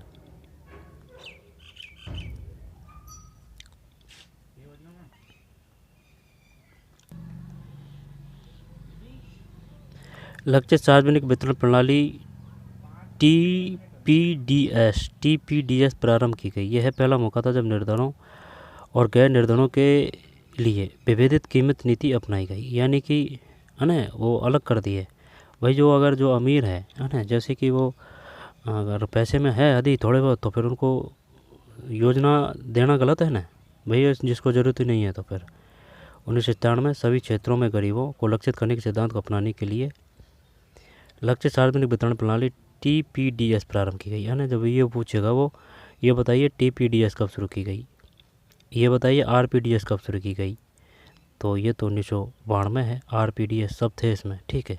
ये पर गरीब हो अमीर हो सब है, लेकिन ये जो है टीपीडीएस लक्षित सार्वजनिक वितरण प्रणाली, ये बताइए टीपीडीएस का पूरा नाम क्या है? लक्षित सार्वजनिक वितरण प्रणाली प्रारंभ की गई। यह पहला मौका था जब निर्धनों और गैर निर्धनों के लिए विभेदित, है ना, यानी कि वो बांट दिए कीमत नीति अपनाई गई। इसके अलावा 2000 में 2 विशेष योजनाओं, एक तो अंत्योदय अन्न योजना है, एक अन्नपूर्णा योजना है, प्रारंभ की गई, है ना। वो यही इस प्रकार से ही पूछा था, अंत्योदय अन्न योजना कब की गई, अन्नपूर्णा योजना कब की गई, तो 2000 है अंत्योदय अन्न योजना, अन्नपूर्णा योजना। ये योजना क्रम से गरीबों में भी सर्वाधिक गरीब, तो ये जो है ना अंत्योदय अन्न योजना की, ये किसके लिए है? गरीबों में भी सर्वाधिक गरीब, ठीक। और ये जो अन्नपूर्णा योजना है दीन वरिष्ठ नागरिक समूह पर लक्षित है। आई बात समझ, क्वेश्चन आएंगे यहाँ से। इन दोनों योजना का संचालन सार्वजनिक वितरण प्रणाली के वर्तमान नेटवर्क से जोड़ दिया गया है। किसका जोड़ दिया है? वो कथन कारण बढ़ा देगा, बताइए इनका जोड़ा था या नहीं जोड़ा था, ये इसकी व्याख्या करा है या नहीं करा है। इन दोनों योजनाओं का संचालन सार्वजनिक वितरण प्रणाली के वर्तमान नेटवर्क से जोड़ दिया गया। सार्वजनिक वितरण प्रणाली की कुछ महत्वपूर्ण विशेषताओं का सारांश सारणी 4 पूर्ति में दिया गया है, ठीक है। आगे चलते हैं। इन वर्षों के दौरान सार्वजनिक वितरण प्रणाली मूल्यों को स्थिर बनाने, सामर्थ्य अनुसार कीमतों पर उपभोक्ताओं को खाद्यान्न उपलब्ध कराने की सरकार की नीति में सर्वाधिक प्रभावी साध्य सिद्ध हुई। इसने देश के अनाज की अधिशेष क्षेत्रों, अधिशेष मतलब जो बचे हुए क्षेत्र हैं, वो मतलब होता है अधिशेष का। इन वर्षों के दौरान सार्वजनिक वितरण प्रणाली मूल्यों को स्थिर बनाने, सामर्थ्य अनुसार कीमतों पर उपभोक्ताओं को खाद्यान्न उपलब्ध कराने की सरकार की नीति में सर्वाधिक प्रभावी साधन सिद्ध हुई। इसने देश के अनाज की अधिशेष क्षेत्रों, ना, ये सारणी है, ये याद करनी पड़ेगी भाई, ठीक, कौन सी कब शुरू हुई। से कमी वाले क्षेत्रों में खाद्य पूर्ति के माध्यम से अकाल और भूखमरी की व्यापकता को रोकने में एक महत्वपूर्ण भूमिका निभाई है। इसके अतिरिक्त आमतौर पर निर्धन परिवारों के पक्ष में कीमतों का संशोधन होता रहा है। न्यूनतम समर्थित कीमत और अधिप्राप्ति ने खाद्यान्नों के उत्पादन की वृद्धि में योगदान दिया है। ठीक है, तथा कुछ क्षेत्रों में किसानों को आय सुरक्षा प्रदान की है। FCI के भंडार अनाज से भरे हैं, कहीं अनाज सड़ रहा है, कुछ स्थानों पर चूहे अनाज खा रहे हैं।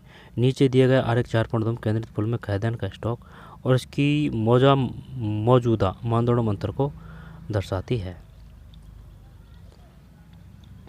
जब है ना काम के ही देखना है अपन को, जब ये सब काम के ही हैं, ये जो डिटेल है जो अब अंत्योदय अन्न योजना है, अंत्योदय अन्न योजना ये बता रहा है FCI के बारे में। भारतीय खाद्य निगम 2020 बफर स्टॉक का स्तर 1 जुलाई 2017 से माननीय है। एक्चुअल स्टॉक कितना होना चाहिए, ये नीली बाड़ी है। और बफर नॉर्म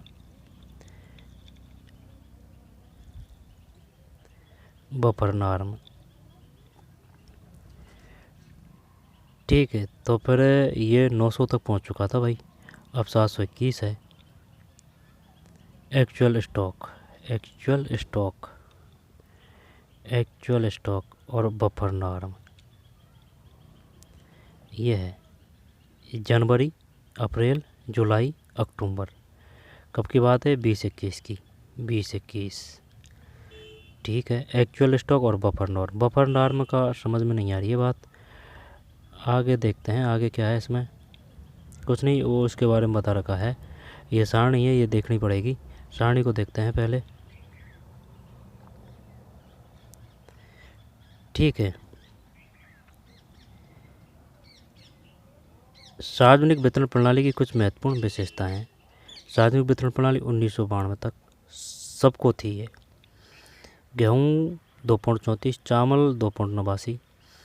संशोधित सार्वजनिक वितरण प्रणाली ये 1992 है, पिछड़े ब्लॉकों के लिए थी।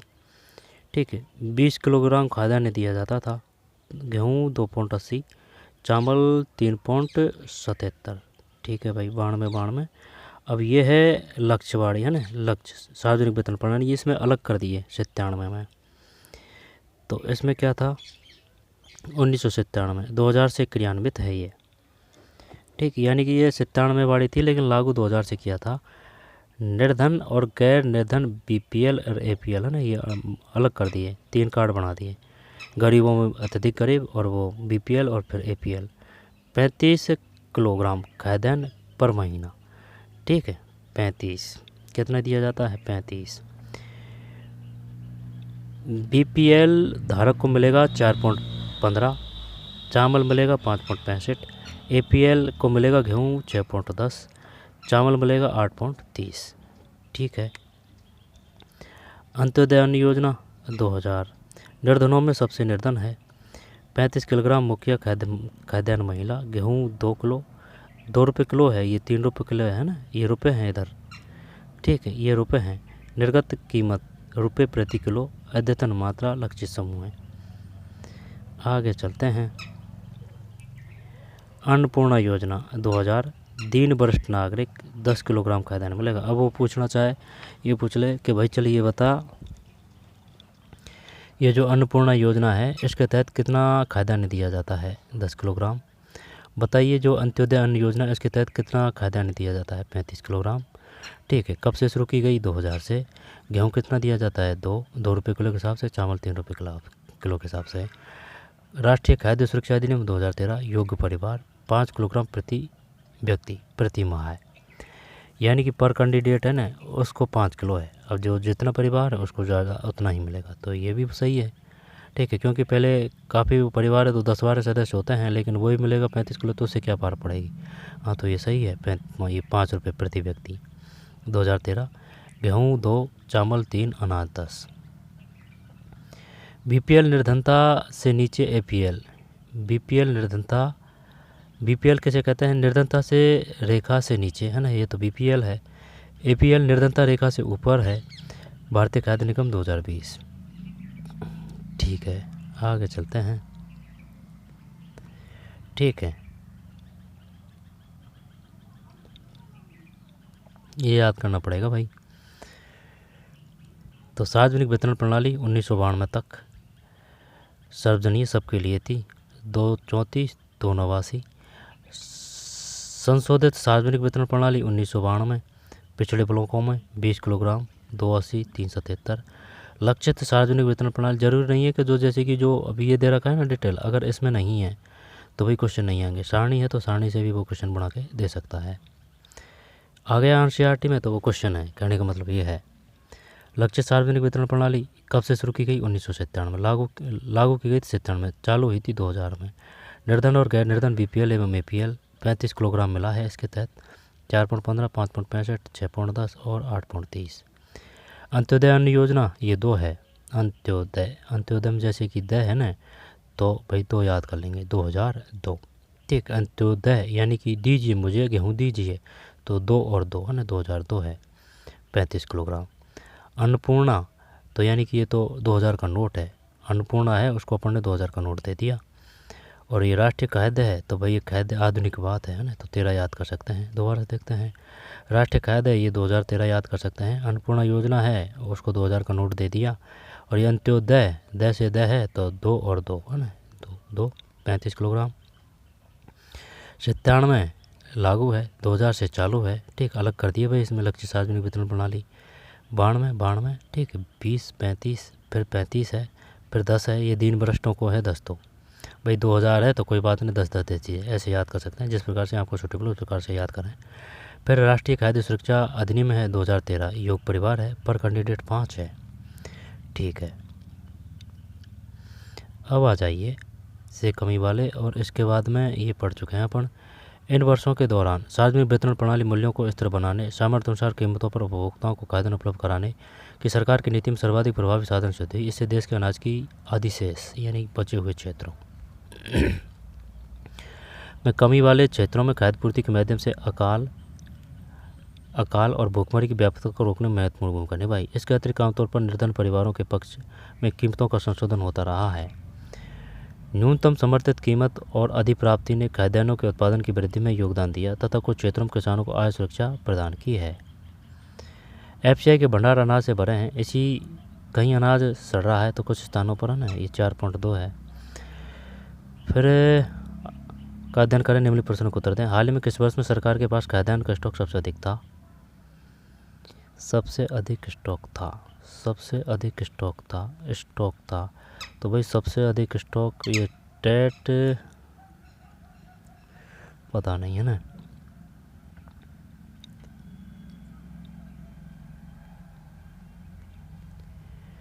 एफसीआई का न्यूनतम बफर स्टॉक प्रतिमान क्या है? एफसीआई के भंडार में खाद्यान्न ठसाठस क्यों भरा है? जब न्यूनतम एक्चुअल दे नहीं रखा है कि भाई एक्चुअल इतना होना चाहिए, अधिकतम इतना होना चाहिए। अब इसमें जैसे कि लिख देता नहीं है डाटा, तो फिर कर लेते अपन याद। न्यूनतम बफर स्टॉक करोड़ टन एवं चावल और गेहूं के मानक। ठीक है, आगे चलते हैं। अंत्योदय अन्न योजना क्या है? बताइए, अंत्योदय अन्न योजना है वो क्या है? अंत्योदय अन्न योजना दिसंबर 2000 में है ना, दिसंबर भी पूछेगा वो, तो ये दे आ रहा है ना, दे से याद कर रखा है कि भाई 2000 का नोट दे दिया अपन है ना। अंत्योदय दे से 2002, ये 2000 है, शुरू की गई थी। इस योजना के अंतर्गत लक्षित सार्वजनिक वितरण प्रणाली में आने वाली निर्धनता रेखा से नीचे के परिवारों में से 1 करोड़ लोगों की पहचान की गई है ना। ये संख्या पूछ ली थी, 1 करोड़। संबंधित राज्य के ग्रामीण विकास विभागों ने गरीबी रेखा से नीचे के गरीब परिवारों को सर्वेक्षण के द्वारा चुना। 2 रुपये प्रति किलोग्राम गेहूँ और 3 रुपये 2 रुपये प्रति किलोग्राम गेहूँ और 3 रुपये प्रति किलोग्राम अत्यधिक आर्थिक सहायता प्राप्त कर प्रत्येक पात्र परिवार को 25 किलोग्राम अनाज उपलब्ध कराया गया। अनाज की यह मात्रा अप्रैल 2002 में 25 किलोग्राम से बढ़ाकर 35 किलोग्राम कर दी गई। ठीक है, 35 कर दी गई, 25 थी पहले 35 कर दी। जून 2003 और अगस्त 2000 यहाँ से कथन कारण वाले क्वेश्चन देगा ना, तब आप तभी कर पाएंगे जब ये अगर याद होगा। इसमें 50-50 लाख अतिरिक्त बीपीएल परिवार 2 बार जोड़े गए, 50-50। इससे इस योजना में आने वाले परिवारों की संख्या 2 करोड़ हो गई है। ठीक है, 2 करोड़ हो गई है। दोबारा से देखते हैं। अंत्योदय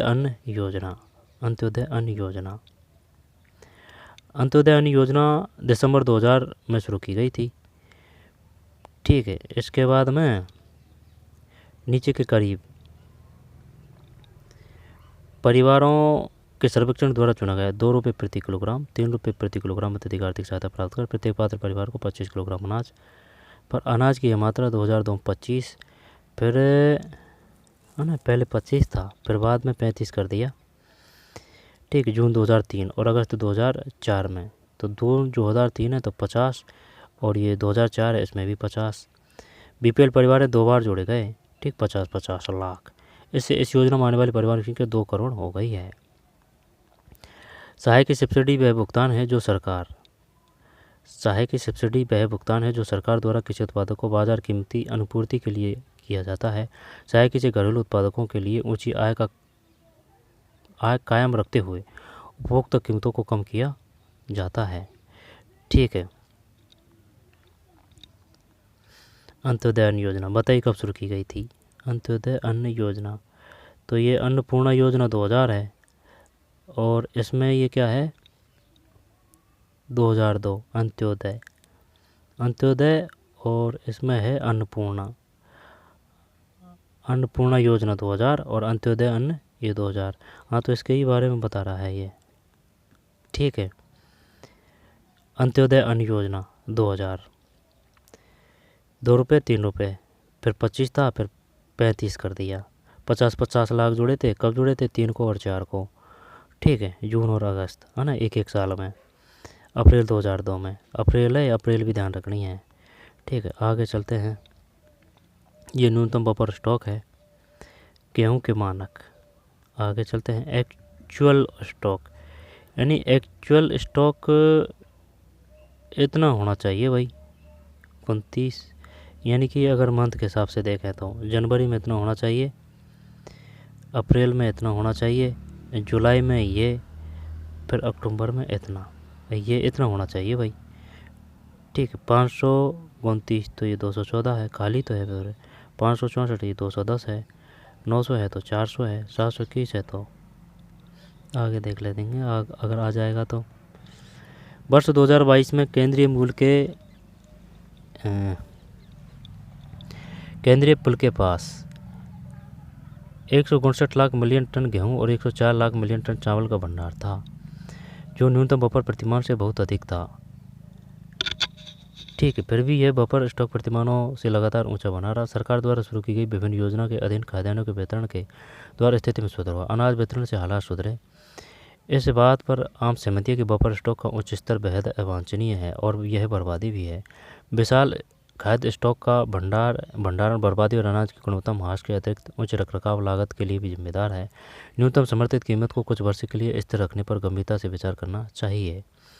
वर्धित न्यूनतम समर्थित कीमत पर अनाज की अधिक खरीदारी प्रमुख अनाज उत्पादक राज्यों जैसे कि पंजाब, हरियाणा, आंध्र प्रदेश की ओर से डाले गए दबावों का नतीजा है। इसके अलावा चूंकि खरीदारी कुछ समृद्ध क्षेत्रों जैसे कि पंजाब, हरियाणा, पश्चिम उत्तर प्रदेश, आंध्र प्रदेश, कुछ सीमा तक पश्चिम बंगाल में मुख्यतः 2 फसलों गेहूँ और चावल तक सीमित है। क्या कह रहा है ये? वर्धित न्यूनतम, यानी कि जो रेट बढ़ाई है ना, वर्धित न्यूनतम समर्थित कीमत पर अनाज की अधिक खरीदारी प्रमुख अनाज उत्पादक राज्यों जैसे कि पंजाब, हरियाणा और आंध्र प्रदेश की ओर से डाले गए दबावों का नतीजा है, ठीक है। इसके अलावा चूंकि खरीदारी को समृद्ध क्षेत्रों पंजाब, हरियाणा, पश्चिमी उत्तर प्रदेश, आंध्र प्रदेश, कुछ सीमा तक पश्चिमी बंगाल में मुख्यतः 2 फसलों गेहूँ और चावल तक सीमित है, ठीक है। न्यूनतम समर्थित कीमत में वृद्धि से विशेषतः खाद्यान्नों के अधिशेष वाले राज्यों, यानी कि जो बचे हुए हैं अधिशेष वाले राज्यों के किसानों को अपनी भूमि पर मोटे अनाजों की खेती समाप्त कर धान और गेहूं उपजाने के लिए प्रेरित किया है, जबकि मोटे अनाज गरीबों का प्रमुख भोजन है। धान की खेती के लिए सघन सिंचाई से पर्यावरण और जल स्तर में गिरावट भी आई है। आगे चलते हैं, जबकि मोटे अनाज गरीबों का प्रमुख भोजन है, धान की खेती के लिए सघन सिंचाई से पर्यावरण और जल स्तर में गिरावट भी आई है। धान चावल है, जिससे इन राज्यों में कृषिगत विकास को बनाए रखने में खतरा पैदा हो गया है। न्यूनतम समर्थित कीमतों के बढ़ने से सरकार की खाद्यान्नों और वसूली अनुरक्षण लागत बढ़ गई है, यानी कि उनको रक्षित करते हैं ना, वो है ये सैप रखते हैं, है ना, FCI गोदाम वगैरह, वो है ये अनुचरण लागत, यानी कि रक्षित करना उनको, ठीक है, सैप रखना। एफसीआई की बढ़ती परिवहन और भंडार लागत ने इसे और बढ़ा दिया है। एनएसएसओ नंबर 558 की रिपोर्ट के अनुसार ग्रामीण भारत में प्रति व्यक्ति चावल की खपत 6.38 किलोग्राम वर्ष 2004-05 से घटकर 5.98 किलोग्राम वर्ष 2011 में हो गया है। ये काम का है भाई, ध्यान रखना, क्योंकि वो पूछ सकता है कि बताइए चावल की खपत कितनी हो चुकी है। प्रति व्यक्ति चावल की खपत 638 किलोग्राम वर्ष 2004-05 से घटकर 598 किलोग्राम वर्ष 2011-12 में हो गया है। चावल की खपत 638, ठीक है, जो 4-5 से घटकर एनएसएसओ ने ना ये हो चुका है। पर प्रति व्यक्ति चावल की खपत 638 किलोग्राम वर्ष 2004-05 से घटकर यानी 638 से ये 598 हो चुका है, वर्ष 2011 में हो गया है। यानी कि 11-12 में कितना है, 598 है। पहले कितना था, 4-5 में 638, तो 638 598, ठीक है, 638 598, 638 598। ये बफर स्टॉक है। आगे चलते हैं, ठीक है, आगे चलते हैं।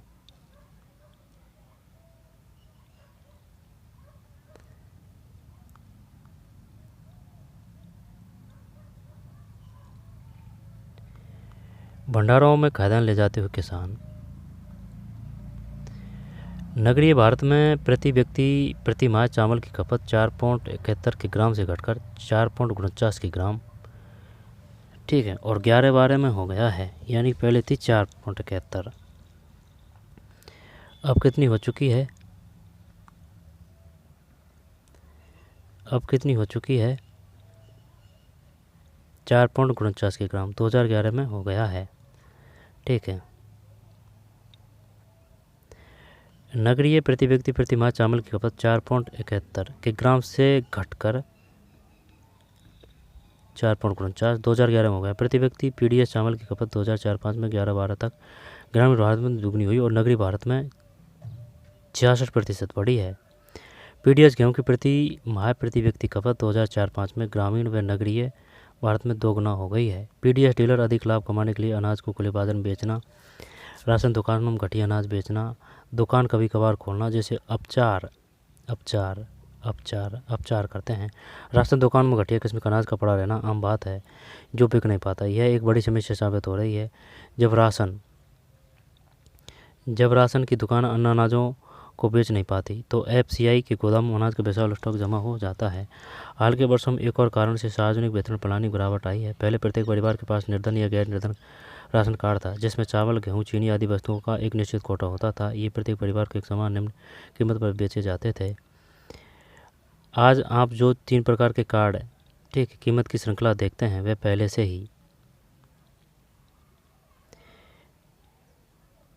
पहले ये नहीं थी। बड़ी संख्या में परिवार राशन की दुकानों में से अनाज खरीद सकते थे। हाँ, उनका कोटा निश्चित था। इनमें निम्न आय वर्ग के परिवार शामिल थे, जिनकी आय निर्धनता रेखा से नीचे के परिवार की आय से थोड़ी ही अधिक थी। अब 3 भिन्न कीमतों वाले टीपीडीएस की व्यवस्था में निर्धनता रेखा से ऊपर वाले किसी भी परिवार को राशन दुकान पर बहुत कम छूट मिलती है। एपीएल परिवारों के लिए कीमतें लगभग उतनी ही ऊंची है जितनी खुले बाजार में, इसलिए राशन की दुकानों से इन चीज़ों की खरीदारी के लिए उनको बहुत कम प्रोत्साहन प्राप्त है। सरकारी समितियों का सुरक्षा भूमिका, तो ये था भाई इसमें, ठीक है। नगरीय भारत में प्रति व्यक्ति प्रति माह चावल की खपत कितनी है, 4.71 है। किसकी बात है ये, नगरीय की बात है। 4.71, 470 और 171 से घटकर कितनी हो चुकी है, 450 हो चुकी है 11-12 में, ठीक। 471 से 450, 471 से 450। प्रति व्यक्ति पीडीएस चावल की खपत 2004-05 में 11-12 तक ग्रामीण भारत में दुगनी हुई है और नगरीय भारत में ना यानी कि दुगनी हुई है चावल की खपत। नगरीय भारत में 66% बढ़ी है, 66%। पीडीएस गेहूं की प्रति माह प्रति व्यक्ति खपत 4-5 में ग्रामीण व नगरीय भारत में दोगुना हो गई है। ग्रामीण एवं नगरीय भारत में दोगुना हो गई है, ये भी दोगुना है। और चावल की खपत ये भी दोगुना हुई है, ये ज़रूर घटी है चावल की खपत, ठीक है। तो ये चावल की खपत है, ये ध्यान रखना है, ये घटी है 4.71 से प्रति व्यक्ति प्रति माह चावल, प्रति व्यक्ति प्रति माह चावल। आगे चलते हैं। अब 4, अनाज का विशाल स्टॉक जमा हो चुका है। हाल के वर्षों में एक और कारण से गैर निर्धन राशन कार्ड, जिसमें चावल, गेहूँ, चीनी आदि वस्तुओं की निश्चित कोटा होता था, ये प्रत्येक परिवार के एक समान निम्न कीमत पर बेचे जाते थे। ठीक, अब 3 भिन्न कीमतों वाले TPDS की व्यवस्था में निर्धनता रेखा से ऊपर वाले किसी भी परिवार को राशन दुकान पर बहुत कम छूट मिलती है। अब इस पर आ जाइए भाई। सरकारी समितियों की खाद्य सुरक्षा में भूमिका। भारत में विशेषकर देश के दक्षिणी और पश्चिमी भागों में सहकारी समितियां भी खाद्य सुरक्षा में एक महत्वपूर्ण भूमिका निभा रही है। सहकारी समितियां निर्धन लोगों को खाद्यान्न की बिक्री के लिए कम कीमत वाली दुकानें खोलती है। उदाहरणार्थ तमिलनाडु में जितनी राशन की दुकान है उनमें से करीब 94% सहकारी समितियों के माध्यम से चलाई जा रही है ना। तो ये तमिलनाडु नाम ध्यान रखना है, ये क्वेश्चन आ चुका है, तमिलनाडु। ठीक है, सहकारी समितियों की बताइए, सहकारी समितियों के मामले में किस राज्य ने उल्लेखनीय प्रगति की है? तमिलनाडु। कितने %? 94। ठीक है, 94। तमिलनाडु में जितनी राशन की दुकानें हैं उनमें से करीब 94% सहकारी समितियों के माध्यम से चलाई जा रही है, तो तमिलनाडु है ये। आगे चलते हैं। दिल्ली में मदर डेयरी उपभोक्ताओं को दिल्ली सरकार द्वारा निर्धारित नियंत्रित दरों पर दूध और सब्जियां उपलब्ध कराने में तेज़ी से प्रगति कर रही है। दिल्ली में मदर डेयरी। गुजरात में दूध तथा दुग्ध उत्पादों में अमूल एक और सफल सहकारी समिति का उदाहरण है। इसने देश में श्वेत क्रांति ला दी है। देश के विभिन्न भागों में कार्यरत सहकारी समितियां और उनके अनेक उदाहरण हैं जिन्होंने समाज के विभिन्न वर्गों के लिए खाद्य सुरक्षा सुनिश्चित कराई है। इसी तरह महाराष्ट्र में अकेडमी ऑफ डेवलपमेंट सेंट ADS ने विभिन्न क्षेत्रों में अनाज बैंकों की स्थापना के लिए, महाराष्ट्र की बात है ये, गैर सरकारी संगठनों के नेटवर्क में सहायता की है। ADS गैर सरकारी संगठनों के लिए खाद्य सुरक्षा के विषय में प्रशिक्षण और क्षमता निर्माण कार्यक्रम संचालित करती है। अनाज बैंक अब धीरे धीरे महाराष्ट्र के विभिन्न भागों में खुलते जा रहे हैं। अनाज बैंकों की है ना, तो अनाज बैंक के लिए कौन प्रसिद्ध है? अनाज बैंक महाराष्ट्र के academy of development science ADS ने विभिन्न क्षेत्रों में अनाज बैंकों की स्थापना के लिए गैर सरकारी संगठनों के नेटवर्क में सहायता की। किसने? महाराष्ट्र में। अनाज बैंक अब धीरे धीरे महाराष्ट्र के विभिन्न भागों में खुलते जा रहे हैं। अनाज बैंकों की स्थापना गैर सरकारी संगठनों के माध्यम से उन्हें फैलाने और खाद्य सुरक्षा पर सरकार की नीति को प्रभावित करने में, ठीक है, ADS की कोशिश रंग ला रही है। ADS अनाज बैंक के कार्यक्रम को एक सफल और नए प्रकार के खाद्य सुरक्षा कार्यक्रम को स्वीकृति मिली है। ADS अनाज बैंक के कार्यक्रम को एक सफल और नए प्रकार के खाद्य सुरक्षा कार्यक्रम के रूप में स्वीकृति मिली है। ठीक है, आगे चलते हैं। तो ये पार्ट था भाई, मिली है। दिल्ली में मदर डेयरी। महाराष्ट्र में अनाज बैंक से कौन सा राज्य संबंधित है? महाराष्ट्र है। ठीक है, और सबसे ज़्यादा सहकारी समितियाँ किस राज्य में है? तमिलनाडु है। अनाज बैंक महाराष्ट्र है। ठीक, और मदर डेयरी किससे है? दिल्ली से है। अमूल किससे है? गुजरात से है। ठीक, आगे चलते हैं। ADS ये हो चुका है, ये पाठ का सारांश है। देखते हैं। किसी देश की खाद्य सुरक्षा तब सुनिश्चित होती है जब उसके सभी नागरिकों को पोषक भोजन उपलब्ध होता है, सभी व्यक्तियों के पास स्वीकार्य गुणवत्ता के खाद्य खरीदने की सामर्थ्य होती है, भोजन तक पहुंचने में कोई अवरोध नहीं होता। निर्धनता रेखा से नीचे रह रहे लोग खाद्य की दृष्टि से सदैव असुरक्षित रह सकते हैं, जबकि संपन्न लोग भी आपदाओं के समय खाद्य की दृष्टि से असुरक्षित हो सकते हैं। यद्यपि भारत में लोगों का एक बड़ा वर्ग खाद्य और पोषक तत्वों की असुरक्षा से ग्रस्त है। सबसे अधिक प्रभावित समूह ग्रामीण क्षेत्रों में भूमिहीन और गरीब परिवार, बहुत कम वेतन वाले कार्यों में लगे लोग, शहरी क्षेत्रों में मौसमी कार्यों में लगे अनियमित श्रमिक। देश के कुछ क्षेत्रों में खाद्य की दृष्टि से असुरक्षित लोगों की बड़ी संख्या तुलनात्मक रूप से बहुत अधिक है, जैसे आर्थिक रूप से पिछड़े राज्यों में जहां बहुत अधिक गरीबी है, जनजातियों वाले दूरस्थ क्षेत्रों में और ऐसे क्षेत्रों में जहां प्राकृतिक आपदाएं आती रहती है। समाज के सभी वर्गों के लिए खाद्य की उपलब्धता सुनिश्चित करने के लिए भारत सरकार ने सार्वजनिक खाद्य सुरक्षा प्रणाली तैयार की है, जिसके 2 घटक है, बफर स्टॉक, सार्वजनिक वितरण प्रणाली। सार्वजनिक वितरण प्रणाली के अतिरिक्त कई निर्धनता उन्मूलन कार्यक्रम भी शुरू किए गए हैं, जिसमें खाद्य सुरक्षा का घटक भी शामिल था। इनमें से कुछ कार्यक्रम एकीकृत बाल विकास सेवाएं, काम के बदले अनाज, दोपहर का भोजन, अंत्योदय अन्न योजना आदि है। एकीकृत बाल विकास सेवाएं, काम के बदले अनाज, ठीक है, दोपहर का भोजन, अंत्योदय अन्न योजना, खाद्य सुरक्षा उपलब्ध कराने में सरकार की भूमिका के अतिरिक्त अनेक सहकारी समितियां और गैर सहकारी संगठन भी हैं जो इस दिशा में तेजी से काम कर रहे हैं। ये क्वेश्चन पूछा था भाई। एकीकृत बाल विकास सेवाएं, काम के बदले अनाज है, दोपहर का भोजन है, अंत्योदय अन्न योजना है, खाद्य सुरक्षा उपलब्ध कराने में सरकार की भूमिका के अतिरिक्त अनेक सहकारी समिति और गैर सरकारी संगठन भी है जो इस दिशा में तेजी से काम कर रहे हैं। ठीक है, तो ये पाठ था। भारत में खाद्य सुरक्षा कैसे सुनिश्चित की जाती है? कौन लोग खाद्य असुरक्षा से अधिक ग्रस्त हो सकते हैं? भारत में कौन से राज्य खाद्य असुरक्षा से अधिक ग्रस्त हैं? क्या आप मानते हैं कि हरित क्रांति ने भारत को खाद्यान्न में आत्मनिर्भर बना दिया है? तो कैसे? भारत में लोगों का एक वर्ग अभी खाद्य से वंचित है, व्याख्या कीजिए। जब कोई आपदा आती है तो खाद्य पूर्ति पर क्या प्रभाव होता है? मौसमी भूखमरी और दीर्घकालीन भूखमरी में मौसमी और दीर्घकालीन। गरीबों को खाद्य सुरक्षा देने के लिए सरकार ने क्या किया? सरकार की ओर से शुरू की गई योजनाओं की चर्चा कीजिए। सरकार बफर स्टॉक क्यों बनाती है? टिप्पणी लिखें। न्यूनतम समर्थित कीमत, बफर स्टॉक, है ना, बताइए। इन पे 30 शब्द लिखिए। न्यूनतम समर्थित कीमत पर, बफर स्टॉक पर, निर्गम कीमत पर, उचित दर की दुकान, उचित दर की दुकान, फिर उचित दर की दुकान, निर्गत कीमत, बफर स्टॉक, न्यूनतम समर्थित कीमत। राशन की दुकानों में संचालन क्या समस्याएं हैं? खाद्य और संबंधित वस्तुओं को उपलब्ध कराने में सहकारी समितियों की भूमिका पर एक टिप्पणी लिखिए। तो ये बुक थी। अभी है ना अपनी पूरी हो चुकी है। ठीक, टाइम तो लगा है लेकिन यहाँ से क्वेश्चन आएगा तो गलत नहीं होगा। ठीक है, सहकारी समितियों खाद्य सुरक्षा में भूमिका। महाराष्ट्र, है ना, अनाज बैंक, और तमिलनाडु सहकारी समितियाँ 94%। गुजरात में अमूल, दिल्ली में मदर है। मदर डेयरी कहाँ है? न्यूनतम समर्थित कीमतों के बढ़ने से सरकार की खाद्यान्नों की वसूली अनुक्षण लागत बढ़ गई है ना, पढ़ चुके हैं ये। ठीक, तो ये पाठ था भाई। सहायक सब्सिडी का भुगतान, 25 किलोग्राम अनाज 25 किलोग्राम में बढ़ा 35 किलोग्राम कर दी गई है। अंत्योदय अन्न योजना, ठीक है, 2000। सार्वजनिक वितरण प्रणाली 1992। 1700 ब्लॉकों, भारतीय खाद्य सुरक्षा अधिनियम 2013-2000। ठीक, सार्वजनिक वितरण प्रणाली की वर्तमान स्थिति, गरीबी उन्मूलन कार्यक्रम, एकीकृत बाल विकास सेवाएं, ठीक, 60 के दशक।